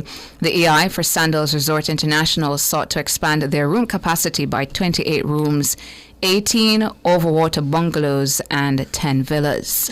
The economic return for the country was said to be 50 low-wage jobs listed as butlers, housekeepers, cooks, chefs, landscapers, waiters, concierge representatives, and lifeguards. The Jamaica Beach Birthright Environmental Movement, JABEM, who are advocating for the residents, says the disputed area which Sandals is seeking to develop is a community beach to which residents have had access unrestricted for the past 60 years. For more on what happened, we are joined by President of the Jamaica Beach Birthright Environmental Movement, Dr. Devon Taylor. Good morning. Good morning. Good to be here on the program. Thank you so much for joining us here on Nationwide this morning. Just to tell us, Dr. Taylor, is it that what is happening here with this development would result in persons within this area or elsewhere coming into the area not having access to the beach? Yes. So, it's quite clear, as, we can see across the island, whenever a hotel is built on a piece of land that is adjoining the sea, not that they own the sea or own the beach, but the property is fenced off, and then the locals are, as you said, any Jamaicans who now choose to go to that beach will be displaced and unable to continue using that space. So it is an act of displacement and dispossession. When previous meetings were held, JABEM showed up to these meetings, Sandals had conversation. What was said when that was brought to the fore about Jamaicans accessing the beach? So, as you rightly said, this was a very public event. The JABEM representative of the community explained at that EIA that was held on behalf of Sandals that we are not, willing to surrender this space because of our, cultural connection with the space, because what the community uses it for fishing and for recreation, and this is a space that we will not give up. Now, the EIA, of course, is a place in which one voice their concern and resent what is there. No solution was offered at that moment. But what was very striking for us was that the EIA did not consider the prescription rights of the community. And prescription right, is a law. The 1882, it is a law of the land. And the EIA somewhat overlooked to include that the community had rights for that space, and that was also very troubling. But no solutions, nothing was offered. They act as if they did not know that the community was using the space, despite the several surveys that they have done. So, Dr. Taylor, when you spoke with the Sandals representatives at that EIA meeting, did they expressly suggest that the area would be cordoned off and that no access or access proper to that area will be provided to locals? We did not communicate directly to Sandals. There are two environmental agencies that represented Sandals there, and NEPA was there as well. So Environmental Solutions Limited was there, and Technical Environmental Management Network. These are the representatives that was hired by Sandals to do this consultation.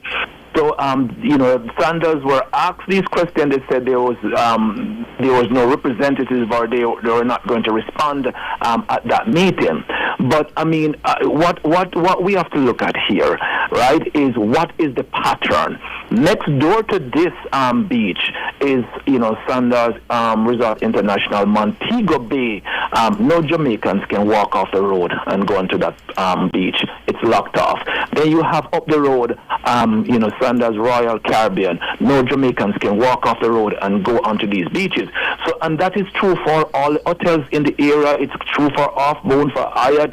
It is true for Rio. It's true for every hotel that is in Jamaica, that no Jamaicans who live across the road, live there for many, many decades, for generations, cannot cross hotel property to get to the beach, despite they don't own it.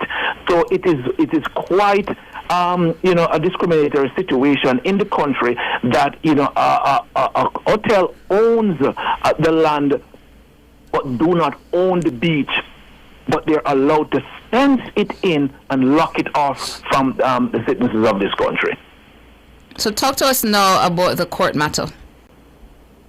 So yes, we took a decision, the communities in and around, Flankers, White House, Norwood, Coral Gardens, in collaboration with JABEM, took the decision that in order to protect, our continued rights, which is protected under Jamaican law, we must bring this matter to the court. And we're asking the court to make a decision based upon the evidence that we will present, substantiating that we have been using the tracks, the roadways, to get to the beach. And so that is what we presented to the court. In addition, we present to the court that where the structure is planned to be built in the sea represent a threat to fishing activities in the area, because the fisher folks use several channels to ply their trade, and they have already lost one of these channels, to Sanders, Royal Caribbean, and they're projected to lose this other one that will seriously impact the fishing community, in particular White House and Flanker. So we are asking the court to recognize our right, our indefeasible right to these spaces, and so the matter was aired. Monday, and we are going back to the court on November 10th to continue with this litigation. I also see that you're asking for modern legislation in terms of beach access. What would that envision in terms of what does JABEM see as necessary to exist in such a more up-to-date legislation to safeguard beach access for communities, alongside balancing the economic interests of hoteliers, I should say? Well, listen, we're asking first for the repeal and replacement of the Beach Control Act of 1956. It's outdated and it discriminates against the Jamaican people. And fundamentally what we're asking for is that, there's a clause in there that says that Jamaicans have general and unfettered rights of access to the beach and use of the sea. Right? That is fundamental. And we'll go further by saying this needs to be a constitutional protected right. Right? This will bring us in line. Not most of the Caribbean islands, all of them except Jamaica, have rights to their beaches, and people and the citizens can access their beaches. We don't. So we're asking for that to be enshrined. Right? We're asking for a rezoning of the coastline. And a rezoning is required in order to bring in this legislation. So the beach must be declared as public land, right? And in doing so, what we're doing, we're not only protecting citizens' rights, but we're also ushering an era of environmentalism. If you see what is happening along the coastline, they remove the coastal forest, they deplete mangroves, they remove the seagrass beds, and they build these structures too close to the sea. We have to rezone in order to set new laws and new regulation along the coastline to protect the environment and to protect people's rights. So those are fundamental things that we're asking for. Rezoning, we could divide the coastline into several zones defining clearly where commercial activity is, but clearly in this era of climate mitigation, protecting biodiversity, we must usher in modern legislation to do so. And built on top of that, Jamaica have a long association with the sea and beaches, and we need to fundamentally protect our right to access those. And I want to mention here that Jamaica is a coastal economy, right? We fundamentally understand that it's about 35% of GDP. But when you look at what's made out of tourism last year, $3.84 billion, right? Where $3 billion of that left the country. What the hotels are using the coastline for is not largely benefiting the population. So as a matter of economic justice, we want to make sure any legislation affords the rights of the Jamaican people to also fulsomely benefit from the coastal economy, and that is not happening. So we need a serious conversation. I mean, Jabem is prepared to engage in that, to help draft a legislation that is, do justice, both environmental, economic, and social for the people of the country. And that is something that we are committed to. And just before we let you go, Dr. Taylor, what was the pronouncement from NEPA before you and other stakeholders escalated this matter to the courts? You know, NEPA has not been a friend of the Jamaican people when it comes down to beach access rights. And NEPA was mum on the matter. They have not said anything on the matter. And we have been dealing with this issue across the country. NEPA has allowed, development to happen on beaches that, fishing communities use. I mean, I can highlight the matter of Miami Bay Beach, a beach that is gazetted, a beach that is registered, a beach that had a very active recreational and fishing community, and NEPA allowed that beach to be dispossessed from the community, that we end up in the court. And we are also in the Court of Appeals dealing with this issue. We see the issue in Blue Lagoon. I mean, we've seen the issue now in Flanker. I mean, we've seen the issue at, Little Duns River. NEPA needs to be introspective and ask themselves, who do they serve? Do they serve the Jamaican people, or do they serve corporation? And I know, my brother, you mentioned about balance. There's no balance right now. Everything is out of whack because the rights of the Jamaican people does not exist. The Beach Control Act made sure it strips Jamaicans of any inherent right to the coastline, and it was not, in a convoluted way. It was very clear in that section that says we have no right in or over the foreshore of the island or the floor of the sea. This was a legislation that is over 69 years old that removed any right that Jamaicans have. We have none, and they vest the foreshore and the floor of the sea in the crown, which means that it is crown property. So despite, what happened in our emancipation and in our independence, we find ourselves not owning the land and not having a right to traverse it and right to access it and use it, to our benefit. And that's a travesty, right? And we have to fix these structural problems as we move to decolonize the island and make this work for everyday Jamaicans. Dr. Taylor, before we let you go, I'm seeing some comments in the chat, and they're all in relation to a particular factor. And I'll read one of them as well. One weekend, this person says, while at a hotel where part of the beach was fenced off, I saw locals crossing over by swimming, then came and mingled with and harassed the tourists. Security had a hard time keeping them away. That is another factor. What's your response to that? Persons indicating that this matter of leaving it without a fencing, you have a lot of locals, they're coming over there, harassing the tourists who are also on the beach at that hotel, and security having a difficult time with that.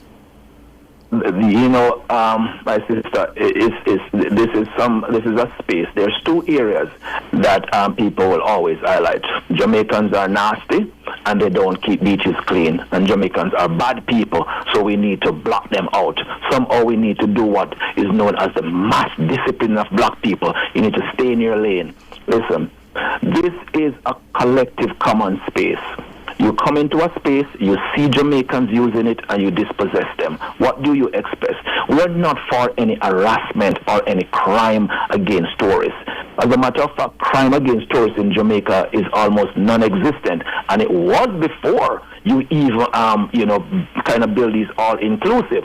So to attack the Jamaican people and to label all of us that will go in there and harass tourists, and we will make the experience unpleasant and rob them and dirty the place up, that is not true. And that is a form of discrimination against your own people, right? This is something that we've learned on the plantation, and it's a form of anti-black racism against our people, right? We are calling for rezoning of the coastline. We're clearly calling for that. That means the hotel will have its property. It can have its property, but it does not own the beach. And absolutely, all different kinds of arrangement can be put in place to make sure that, the spaces are operating under Jamaican laws, right? But to really be saying that Jamaicans are crossing over to harass, and as a result, we do not deserve these spaces, no, that is not acceptable. What we're looking for are inherent, general, and unfettered rights to these spaces. We have to leave it there. Dr. Devon Taylor, president of the Jamaica Beach Birthright Environmental Movement, that's JABEM, and JABEM has a matter in the courts involving residents of Providence Flanker against Sandals Resorts International in relation to that development, which includes some overwater bungalows. Thank you so much for your time this morning, Dr. Taylor. Thanks for having me. Have a great day now. You too. Going to take a break for Across Jamaica.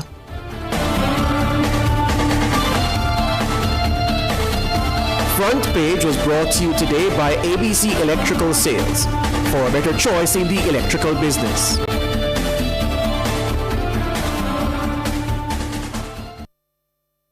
When you want the food shell and make the rice well, just give me me Kendall. When it sound like E-N-D-E-L, give me Kendall. Another quality product from the Carimed Group. Just give me Kendall. The time by Kendall Foods. The taste of quality is... It's 8:05. Success, powered by learning. The temperature, brought to you by Sandals Corporate University. Come grow with us, is... It's 28 degrees Celsius here in the capital city, Kingston, 28 out west in Montego Bay, and 23 in Mandeville. From the mountainside to seaside, countryside to townside, inside and outside, it's Across Jamaica this morning.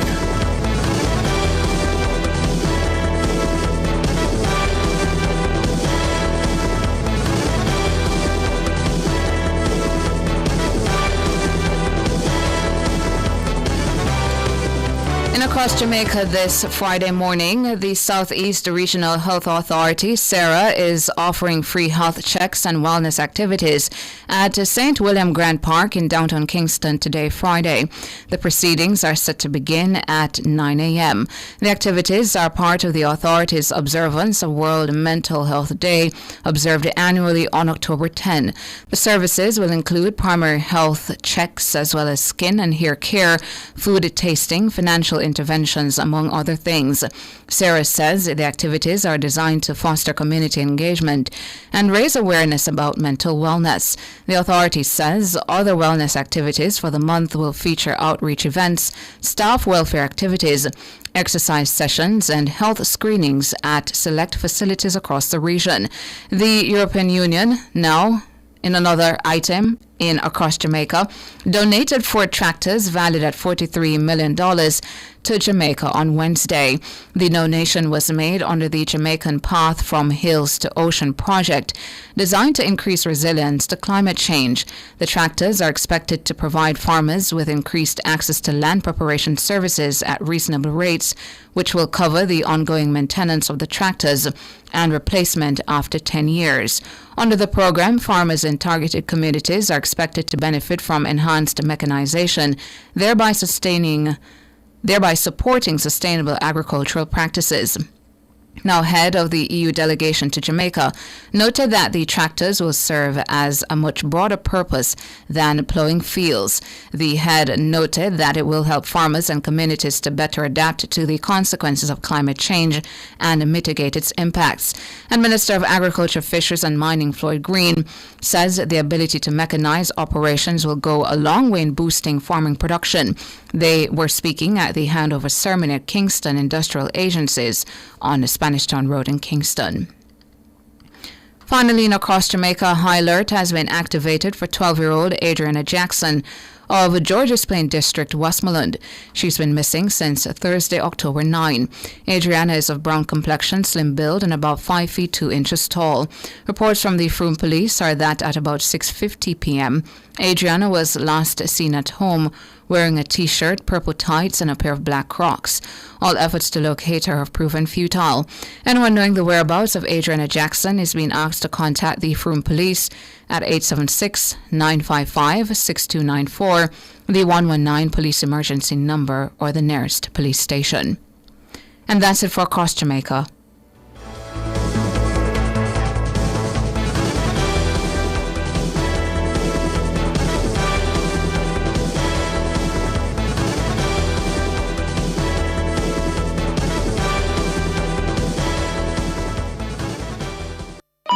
One money, two combo. Burger King pick two, come back again. Yo, that is it. Any two combo, double deal quick.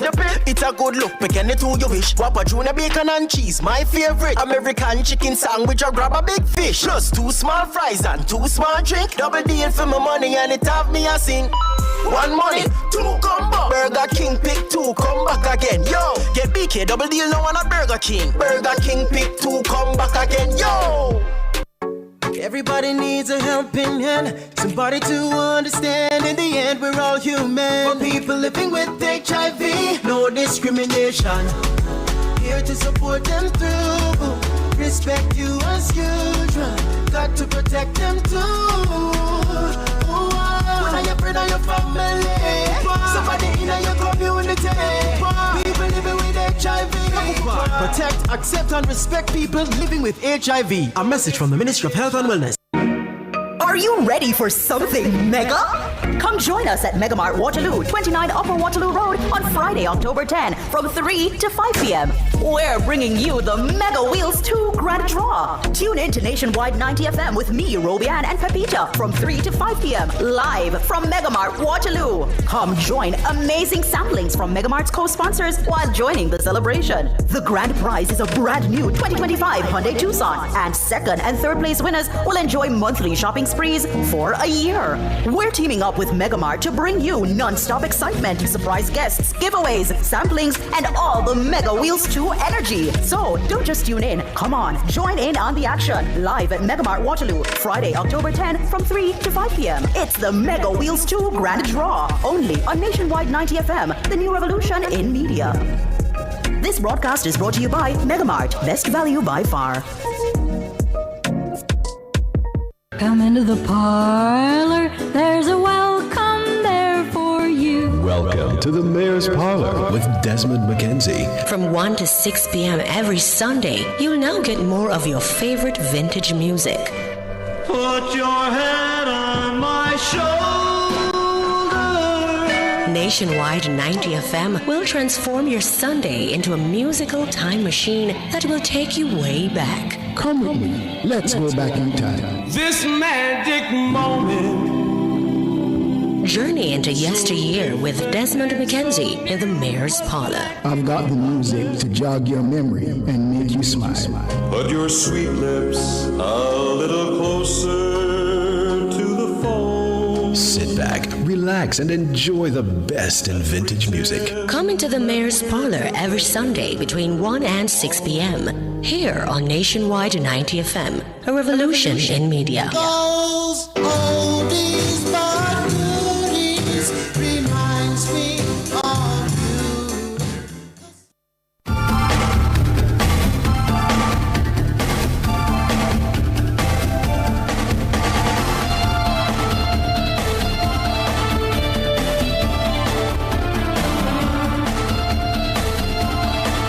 Welcome back, listeners and viewers. It is time for another episode of JamPro Connect, Business and Opportunities.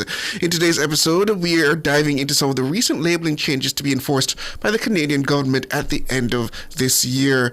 I am joined by Manager for the Agri-Business Exports, Shanique Edwards. Good morning. Good morning. Good morning, Shanique. Nice to hear from you. So, before we delve into the labeling laws for exporters to be aware of, let's briefly discuss the entity that sets the regulations for the Canadian market. Okay, now that will be the Canadian Food Inspection Agency, or CFIA for short, and they are responsible for enforcing federal food safety regulations for all food and beverage products sold in Canada, and this is whether it is produced in the country or imported from other countries.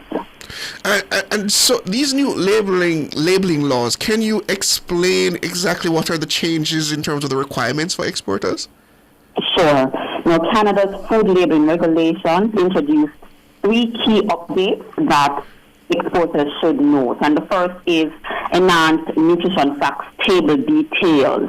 And this speaks to the font for serving size and calories, the percent daily value of sugar, revision to the list of minerals and vitamins, as well as a percent daily value footnote. The second would be the revised format for the nutrition facts table and the ingredients list. And this was done to improve the readability and consistency across all products. And under this, it would include the updated table being slightly wider, as well as the list of ingredients are put in such a way where it's easy for you to read as a consumer, and sugars are also now grouped together. And the third major update would be standardized serving sizes, which is expected to make it easier for consumers to compare similar products. Under this, it would be the serving sizes being now based on a regulated reference amount, as well as the use of common household measurements like cups, tablespoons, number of chips, etc. And I'm sure we have our own labeling standards here in Jamaica. Do you know to what extent how our laws would be differentiated from the new Canadian standard, and what are those specific areas that our local exporters would then have to consider changing to adjust to that standard? There wouldn't be much changes because locally our standards are developed in such a way where there's ease for transit or ease of entry into the international market. So it's usually a little alteration, perhaps around the language. Maybe you need dual language on the packaging, but outside of that, it is not anything that is going to become a mountain for manufacturers to really make a realignment with what the Canadians are asking for. Happy to hear it. But even in those cases, in those small, minute details that might need adjusting, would an exporter be able to reach out to JamPro to have an explanation and to guide them through the process as to how best to alter their labeling to match those standards? Okay, now we are just about to roll out reminders about the new regulations. So we encourage exporters to keep their eyes on JamPro's social media pages, as well as they can visit the Canadian Food Inspection Agency's website at inspection.canada.ca for an exhaustive list of the upcoming changes.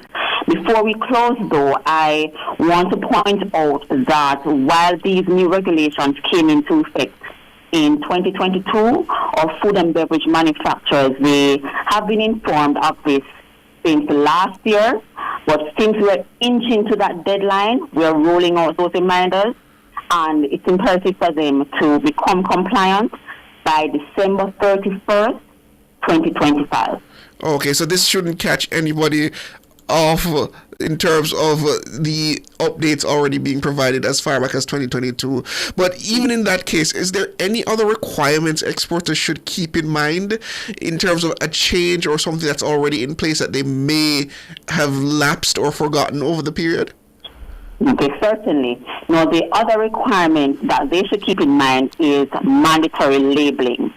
All prepackaged food products that are sold in Canada are required to be labeled with, for instance, the name and the principal place of business of the company that is responsible for the product.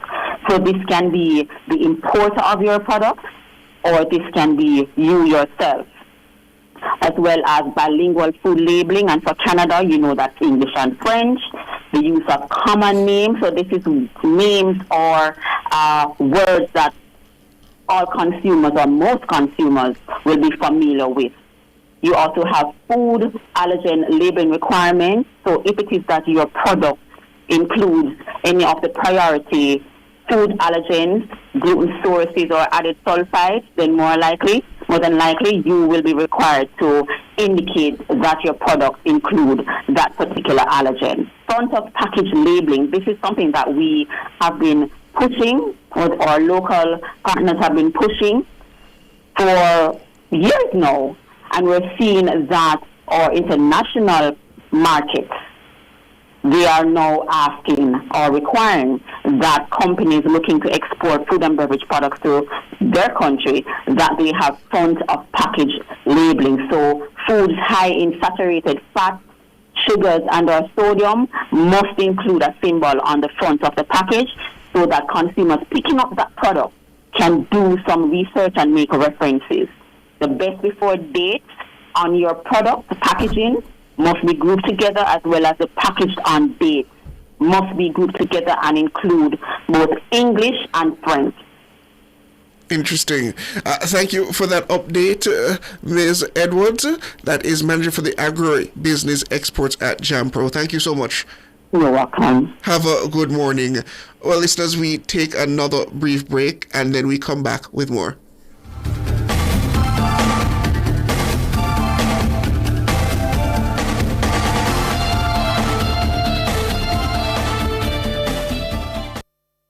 Are you living with HIV? It's time to access treatment, get back to business, and begin your path to a brighter, healthier future. The Time, brought to you by Jamaica AIDS Support for Life, is... It's 8:20. Fontana Pharmacy has a wide variety of items from pharmaceuticals, household, cosmetics, toys, and more. The Temperature by Fontana Pharmacy. It's all good inside is... It's heating up. It's 30 degrees Celsius here in the capital city, Kingston, 29 out west in Montego Bay, and 25 in Mandeville. New semester, your time to win! Pick up true products and jump in. True Ship, True Milk, and True Juice. True Almond and True Moto. Refresh your semester in true style. Purchase any 6 True products between August 28 and October 13 for a chance to be one of 3 grand prize winners of $200,000 or 7 weekly winners of $15,000 in supermarket or book vouchers. Visit Tradewinds Citrus on IG for details. New semester, your time to win. Refresh your semester in true style. Conditions apply. Authorized by the Betting Gaming and Lotteries Commission. Are you ready for something mega? Come join us at Megamart Waterloo, 29 Upper Waterloo Road on Friday, October 10 from 3 to 5 p.m. We're bringing you the Mega Wheels 2 Grand Draw. Tune in to Nationwide 90 FM with me, Robian, and Pepita from 3 to 5 p.m. live from Megamart Waterloo. Come join amazing samplings from Megamart's co-sponsors while joining the celebration. The grand prize is a brand new 2025 Hyundai Tucson, and second and third place winners will enjoy monthly shopping sprees for a year. We're teaming up with Megamart to bring you non-stop excitement, surprise guests, giveaways, samplings, and all the Mega Wheels 2 energy. So don't just tune in. Come on, join in on the action. Live at Megamart Waterloo, Friday, October 10 from 3 to 5 p.m. It's the Mega Wheels 2 Grand Draw. Only on Nationwide 90 FM, the new revolution in media. This broadcast is brought to you by Megamart. Best value by far.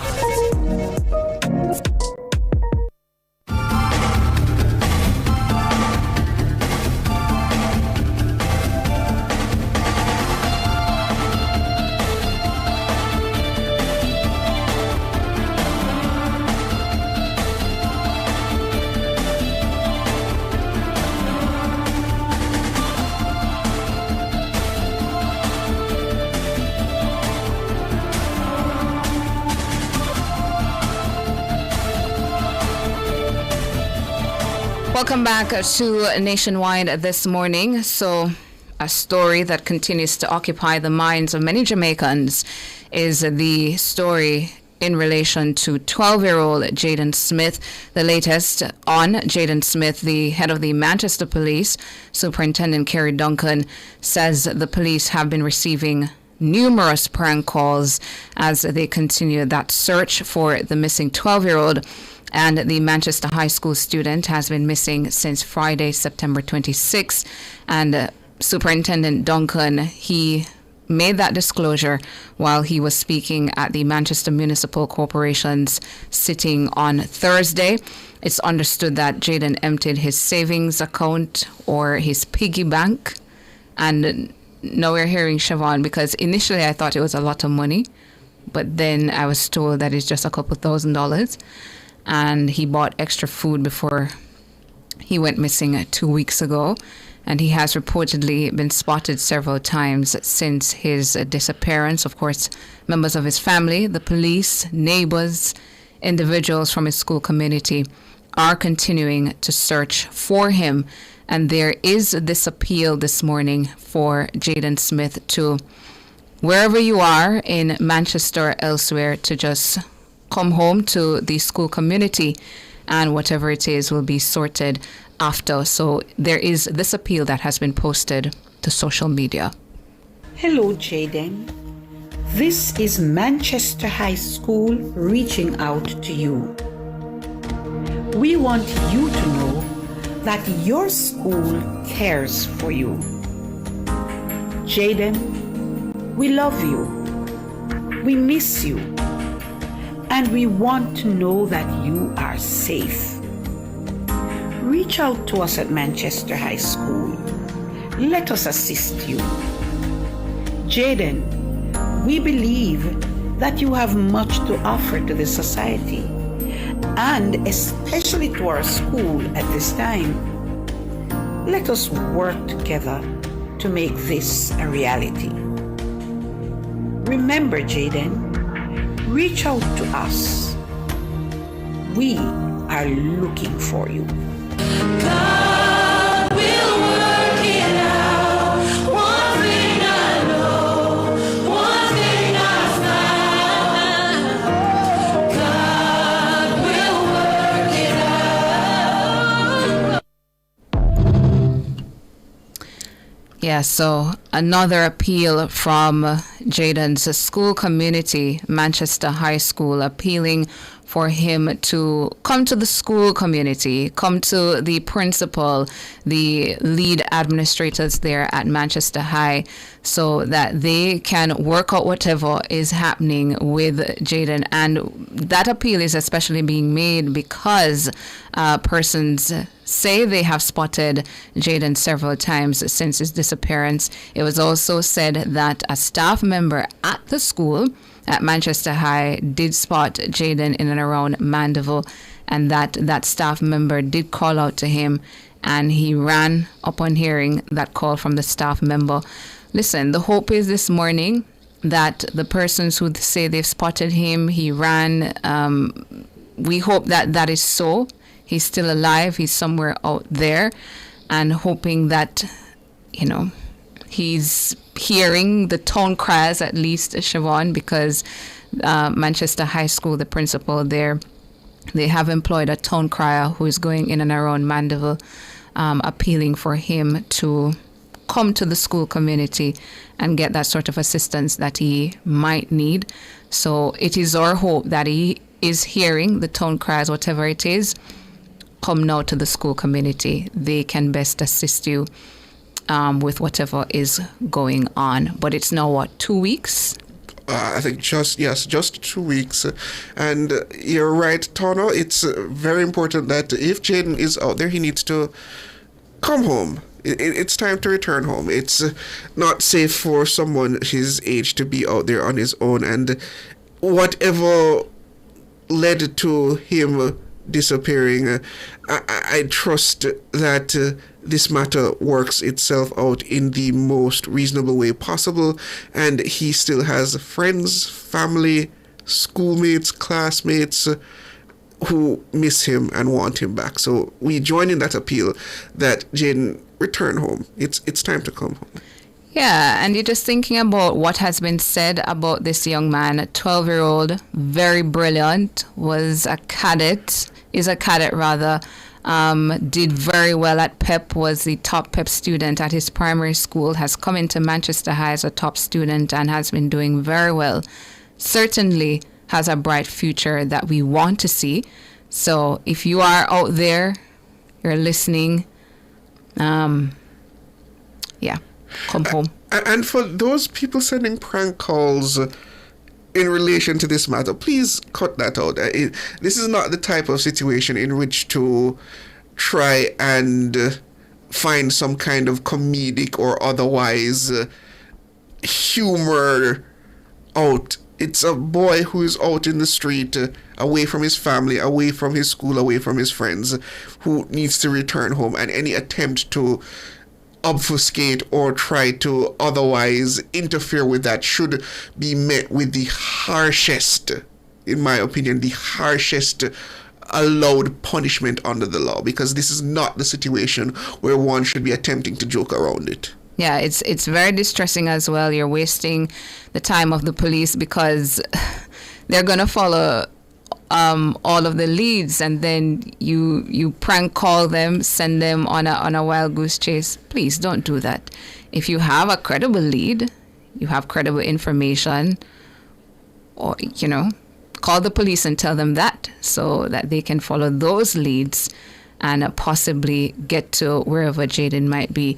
I also suggest that the police, the members of the school community, family members, they may want to extend their search now beyond the neighboring communities of Manchester. Yeah, they may want to extend the search a little bit more than that. But 2 weeks, about 13, 14 days now, that Jaden has gone missing. And like every well-thinking Jamaican, we are just hoping for his safe return. But we're going to take a break now and come back with more.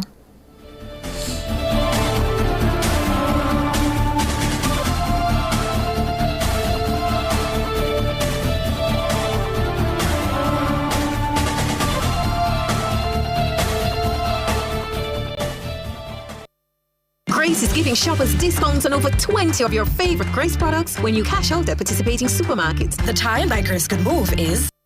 It's 8:30. Need reliable security for your business? Dual Protective Security is the perfect choice, providing round-the-clock security solutions and customer support. Our security experts will work with you to create customized solutions that fit your needs and budget. Contact us today and enjoy the peace of mind you deserve with their unbeatable security services. Dual Protective Security. Call 876-676-6987 or 876-415-4564.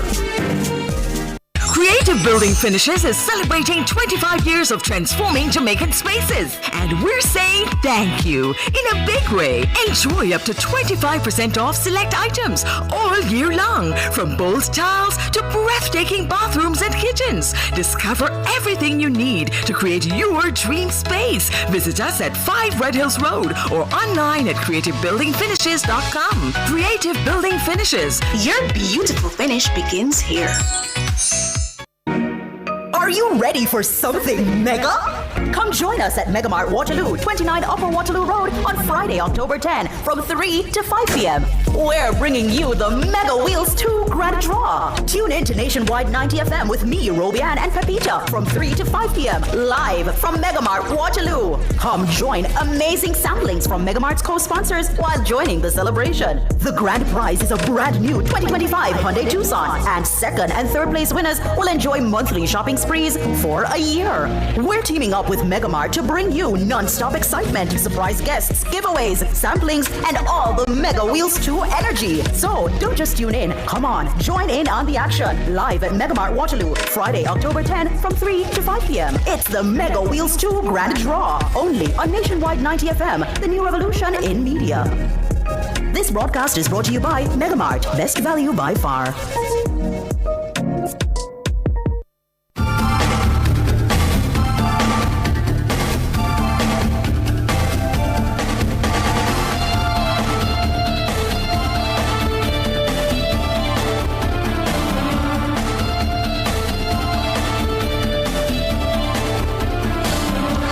Welcome back, listeners and viewers. Well, it is World Homeless Day 2025. World Homeless Day is observed globally in Jamaica.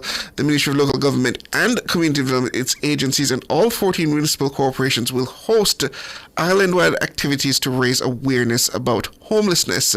Well, to discuss this further, we are going to be joined now by the Minister of Local Government himself, Desmond McKenzie. Good morning, Minister McKenzie. Morning, Sharon. Thanks for having me. Thanks to your listeners. Thanks to your viewers. You're alone this morning? It's just me this morning. Okay. Well, I mean, this is a very good topic to have. So can you give us some of the specificities of what's planned for World Homeless Day this time? Well, first of all, we started the activities around World Homeless Day by undertaking a survey, an island-wide survey, with the Social Development Commission, the Poor Relief Department, and the Board of Supervision and the municipalities across the country to do an assessment of the homeless population. They've been across the country undertaking this survey, and this survey forms a part of the commemoration of World Homeless Day. We're going to be using the findings from the survey because the Prime Minister and myself early this year in the budget debate spoke to the intention of the government to erect right across Jamaica 14 major facilities. We're going to be working with the National Housing Trust to establish these facilities, and this is one of the purpose, along with the other drop-in centers and the other facilities that is there, why that is done. So today's activity is going to be island-wide. All the municipalities across the country will have various activities. I'll be going to St. William Grand Park for 10 o'clock, and then I'll be going down to Clarendon to join them in Clarendon for the day. It is going to take the form of various activities. You're going to have people coming in, assisting them, with, doing their hair, all sort of activities. They're going to be quiz competition. They're going to get lunch. They're going to have breakfast. So it is a day where we interact with the homeless population and we engage them in discussions.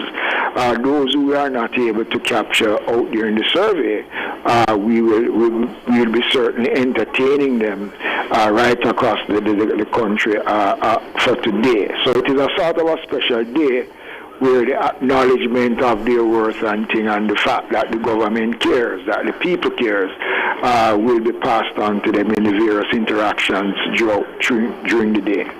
And is there any space for, say, volunteers from the public to join in? Yes, man. It is not just the municipal corporations alone. You have church groups, service clubs, and other such entities that have joined forces right across the country. So it is not just something that is undertaken by the local authorities and the Ministry of Local Government, but it is a collective response because, it is not just government alone that have been responding to the cry of the homeless population. The churches are very active, social clubs are very active, so it is a collective response for the day's activity. And what about, Minister, those social cases in the hospital? Do they form part of the activities? As I understand it, based on the gentleman we had from the SDC, I believe it was last week, he suggested that they are counted among the homeless population. Yeah, they have to be counted amongst the homeless because the fact that they are occupying spaces within the hospital, the hospital can't turn them out. So over the last couple of years, we have developed a relationship with the Ministry of Health where we have converted sections of some of our infirmaries that we have taken social cases from the hospitals. We have it in about 6 parishes. So we do capture them as a part of the count as a homeless population. And Minister, just onto a more general matter, while we understand and appreciate that these individuals, as they say, they're destitute, they're homeless, are there efforts to rehabilitate them, for example, find them gainful employment, housing, etc., to get them off the streets? How are those efforts? Well, Siobhan, I did speak, I think, in my last sectoral debate about the number of persons who we had in our infirmaries, who we had in our drop-in centers that have been reconnected with families. Some have gone on to gain gainful employment. There's a young lady now who used to reside at the facility at King Street. She's now in her first year at law school. So there are cases, that persons have been rehabilitated out of these facilities and have joined back their families and have gained meaningful employment. So it is not just about having them. And I have been giving an update every time I speak in Parliament as to the progress surrounding that. But there's also another consideration that I don't think a lot of Jamaicans also know. And this is one of the findings that we are doing in the survey. Not everybody who you see on the streets is homeless. You have many of them who comes out in the morning, stay there right through the day, they get something there to eat, they feel more comfortable. But then they go home, they go to where there is a roof over their head. So it's not everyone that you see. And we are also capturing that data, and it is very instructive because in many cases there are problems in many homes. And this has driven a lot of these people to come out onto the road. It is not so much that they don't have a place over their heads, but it's because it is the family atmosphere at home is not conducive. But it is an overall attempt by the government. We're going to be building out more facilities. We have drop-in centers in almost every parish in Jamaica now. We have night shelters, and as I said before, the 14 that is going to be constructed jointly between ourselves and the NHT is a part of tackling what I consider to be a problem that we face, and it's not Jamaica that face it, because today is acknowledged right across the world as Homeless Day for persons who the state has to take care of. Understood. And just finally, Minister, to matters of legislation, this whole issue of maintenance orders, as I understand, we have not exactly used those in terms of reuniting those homeless, those in the infirmaries with their families when their families themselves have essentially turned their backs on them. Is there any move to bring that legislation up to standard so that it can be properly utilized in cases where these individuals are being abandoned, especially those with mental health issues, and essentially keeping the families from essentially turning them away from their homes? You're right, Siobhan. Under the Poor Relief Act does provides that kind of response, but I don't think we have actually used it. But I've seen too many cases, and we are working closely with the Ministry of Health, because we also have to look at the approach where you take your loved ones to the hospital. There's nothing wrong with them, you leave them there. A lot of people do this, Siobhan. They want to go on cruise. They want to go on holidays. They don't have nowhere to put them. They carry them to the hospital, so they're sick. And after they come back from the cruise, they come back for them. So it is a problem that we have to face. But I think one of the things that we also will be doing this year in the new year coming is to advance our education program, our public education program, about the importance, of caring for those who are left to the mercy of the state. There's a significant number of persons who we have that have no one to turn to. But, I don't think the majority, it's in the majority of cases where those who are abandoned don't have anyone to take care of them. But it is something that we have started the discussions, and it's going to be a joint approach between the Ministry of Local Government, the Ministry of Labour, and the Ministry of Health and Wellness. Thank you, Minister. So for those who want to join in the assistance of the homeless today for World Homeless Day, who do they reach out to? Well, they could easily go to any of the infirmaries. The KSAC is at St. William Grand Park. All the infirmaries across the country, so they can make contact with the municipal corporation. So all infirmaries will be having homeless day activities at their location. Minister of Local Government and Community Development, Desmond McKenzie. All the best for today, Minister, and all the best going forward. And thank you so much for having me, and thanks to your listeners and your viewers. Have a good morning, Minister. Same here. Bye. We'll have more after this break, listeners.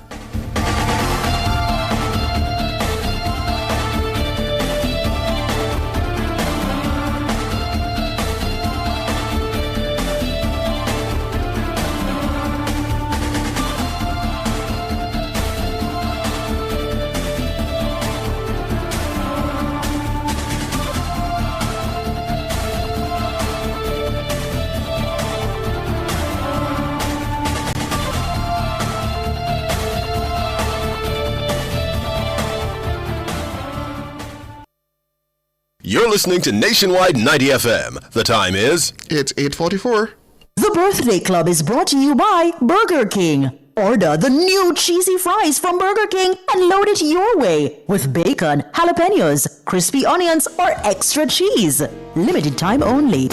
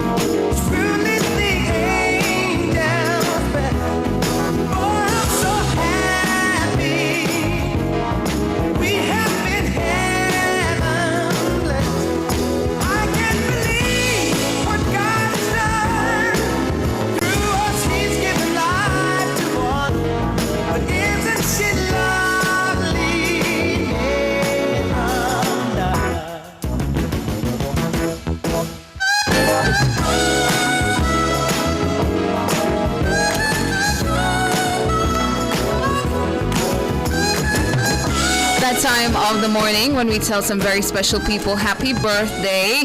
Happy birthday greetings going out to a very special lady, a VVIB, very, very important birthday here, Carleen Smith. It's your birthday today.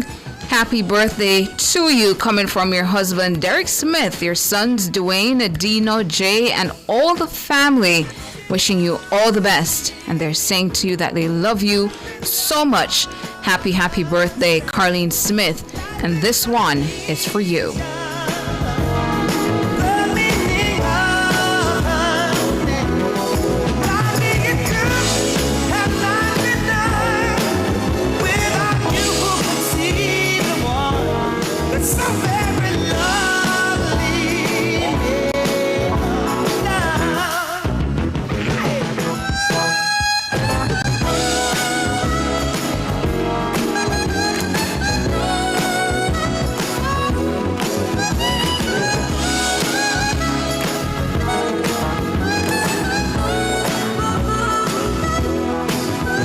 Paulette Wheatle says, happy birthday to my sister Lois, aka Dimple of Lincoln Road, Kingston. Have a wonderful day, sis. That's coming from Paulette Wheatle. Happy birthday to you. Her sister Lois, I'm assuming it's Lois Wheatle, I'm not sure, but Lois, happy birthday coming from your sister Paulette.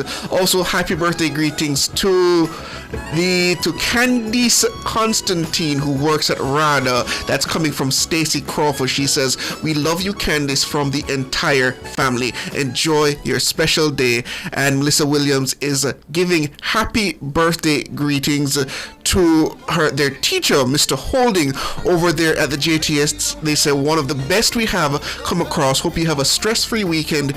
Enjoy to the fullest, sir. We love you. That's coming from Melissa Williams.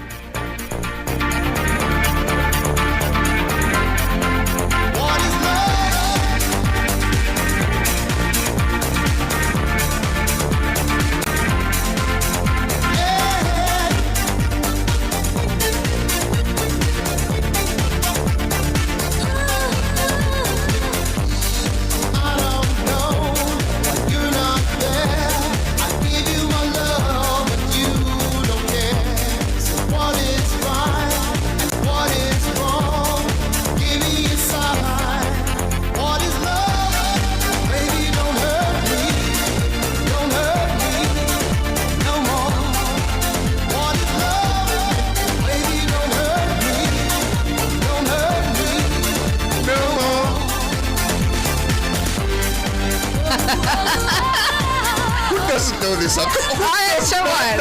Okay, fine. Also on the birthday list, Donna Llewellyn sending happy birthday to niece Akimi Llewellyn and her good friend for life, Cutie Thompson from Newport in Manchester.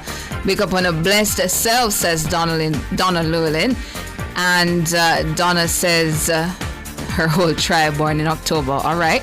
So happy birthday to niece Akimi and her good friend Cutie Thompson.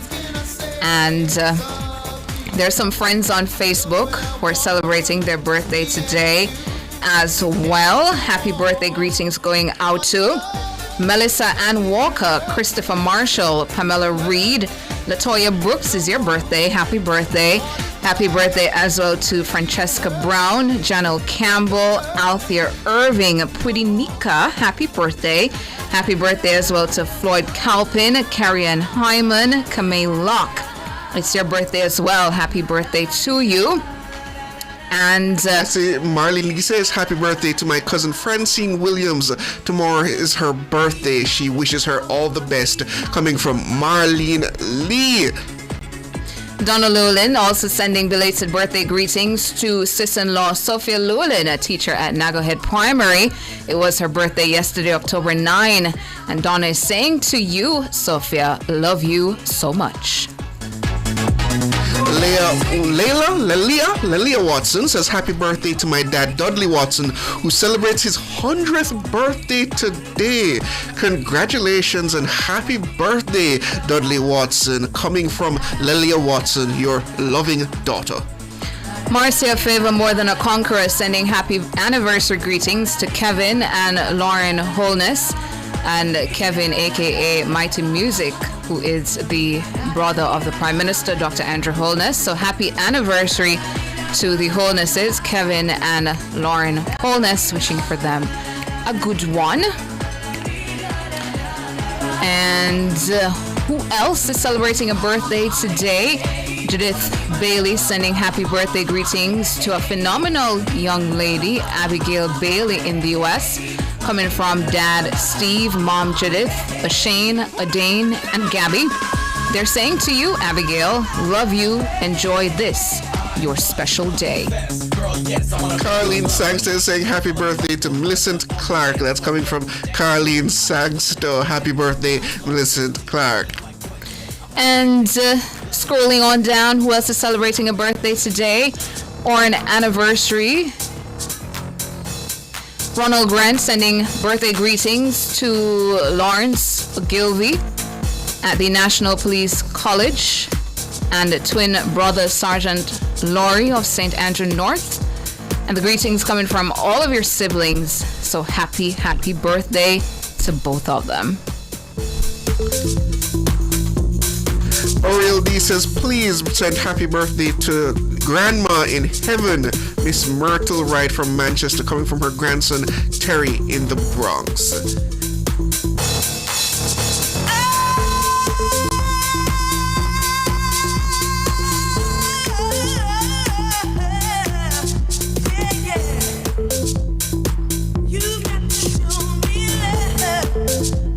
Stephanie Johnson says birthday greetings to my beautiful daughter Jodie Ann Johnson. God made you special, girl. You're a big deal. Greetings from mom and dad Dale and Stephanie Johnson and brothers Jamil and Jordan. So happy birthday to you, Jodie Ann Johnson.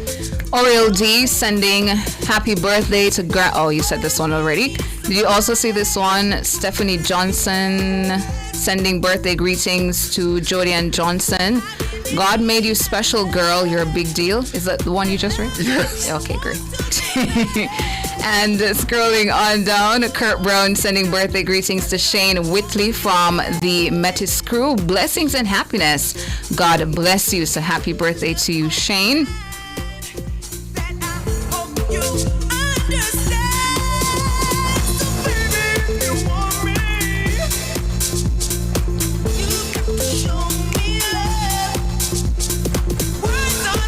Denny sending happy birthday to a wonderful daughter and a sister Cadian, coming from Dad Howard, Mom Joan, and Brother Dale. All the best on your special day. We will do some stuff just waiting on Mom's Day, how it says. So happy birthday to you, Kadian. Sharon Bless asking if I used to go to St. Hilda. No, Sharon. I went to the Hampton School in St. Elizabeth for 7 beautiful years, from 2005 to 2012.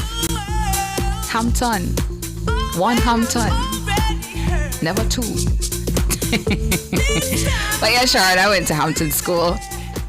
All-girls school in St. Elizabeth. Who else is on the birthday list? I see Ronald Grant sending happy birthday greetings to daughter Rico Gay Grant.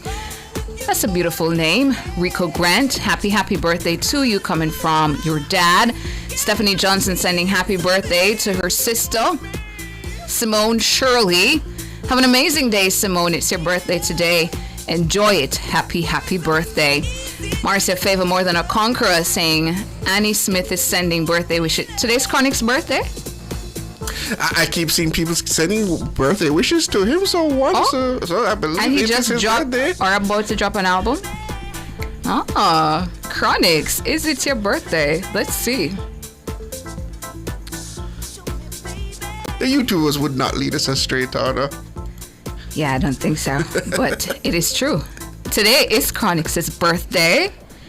Chronix, Jamar, Rolando McNaughton, popularly known as Chronix, celebrating his birthday today. Fresh out with an album, sending him happy birthday greetings, wishing for him a lovely day as well as all the success with his new album.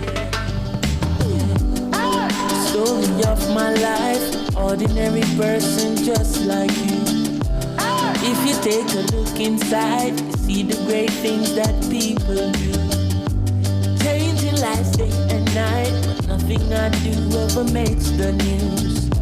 Still I have to do what's right, to the King of all kings, all praise is due. Yesterday I was on a train, a little boy asked me my name. He said, sir, I've seen you before, tell me who are you? Said I am a legend that you never heard of before. I said I am a lion, but you never heard me roar. I am a hero that nobody celebrates, but if one person remembers my name, that means I made a change. The Birthday Club was brought to you by Burger King. Have you tried the Burger King's new cheesy fries? Get the best tasting fries topped with a creamy jalapeno cheese sauce. Get yours today.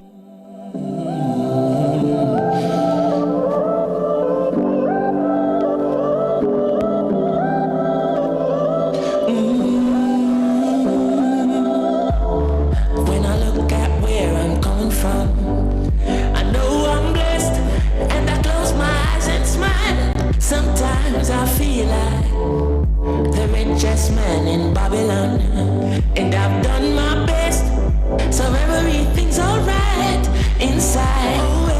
Oh, every morning I rise, I stare at the sun. I know it is a blessing, so when the evening comes, I lift up my eyes to this, I'm blessed, oh man. Sending out 2 final birthday greetings from the YouTube. Happy birthday to her sister, coming from Dahlia Moore. Her birthday is on October 12th. Dahlia Moore saying happy birthday to my big sister. And one final one coming from 876 Degrees. She says happy belated birthday to my daughter Kalia Elliott, who turned 13 yesterday. 876 Degrees says mommy and daddy loves you, Kalia Elliott. So happy birthday to you, celebrated yesterday. I trust you had a lovely day. I see 2 more on my side too. Dahlia Moore sending happy birthday to big sister Lynn, coming up on October 12th. So happy birthday when it comes, Lynn, from Dahlia Moore, your little sister. And Rupert Wilson sending happy birthday to goddaughter Sabrina Williams in Sacramento. May all your wishes come true. I love you, my daughter. So happy birthday to you, Sabrina Williams from Rupert Wilson. If you are celebrating your birthday today, happy birthday to you. If it's your anniversary, happy anniversary as well. And that's about it for the show. Thank you so much for tuning in to Nationwide This Morning, NTM. Thanks so much to our technical operator and the musical maestro, Jermaine King, our super producer, Michelle McCrae Smith, Nadine Beeson sending happy birthday to husband Balford. Happy birthday to you, Balford, from your wife, Nadine. Up next, the Consumer Hour with Norgay Banton, and at 10, Cliff Hughes Online. I'm Tana. And I'm Siobhan. Have a good morning. Good morning.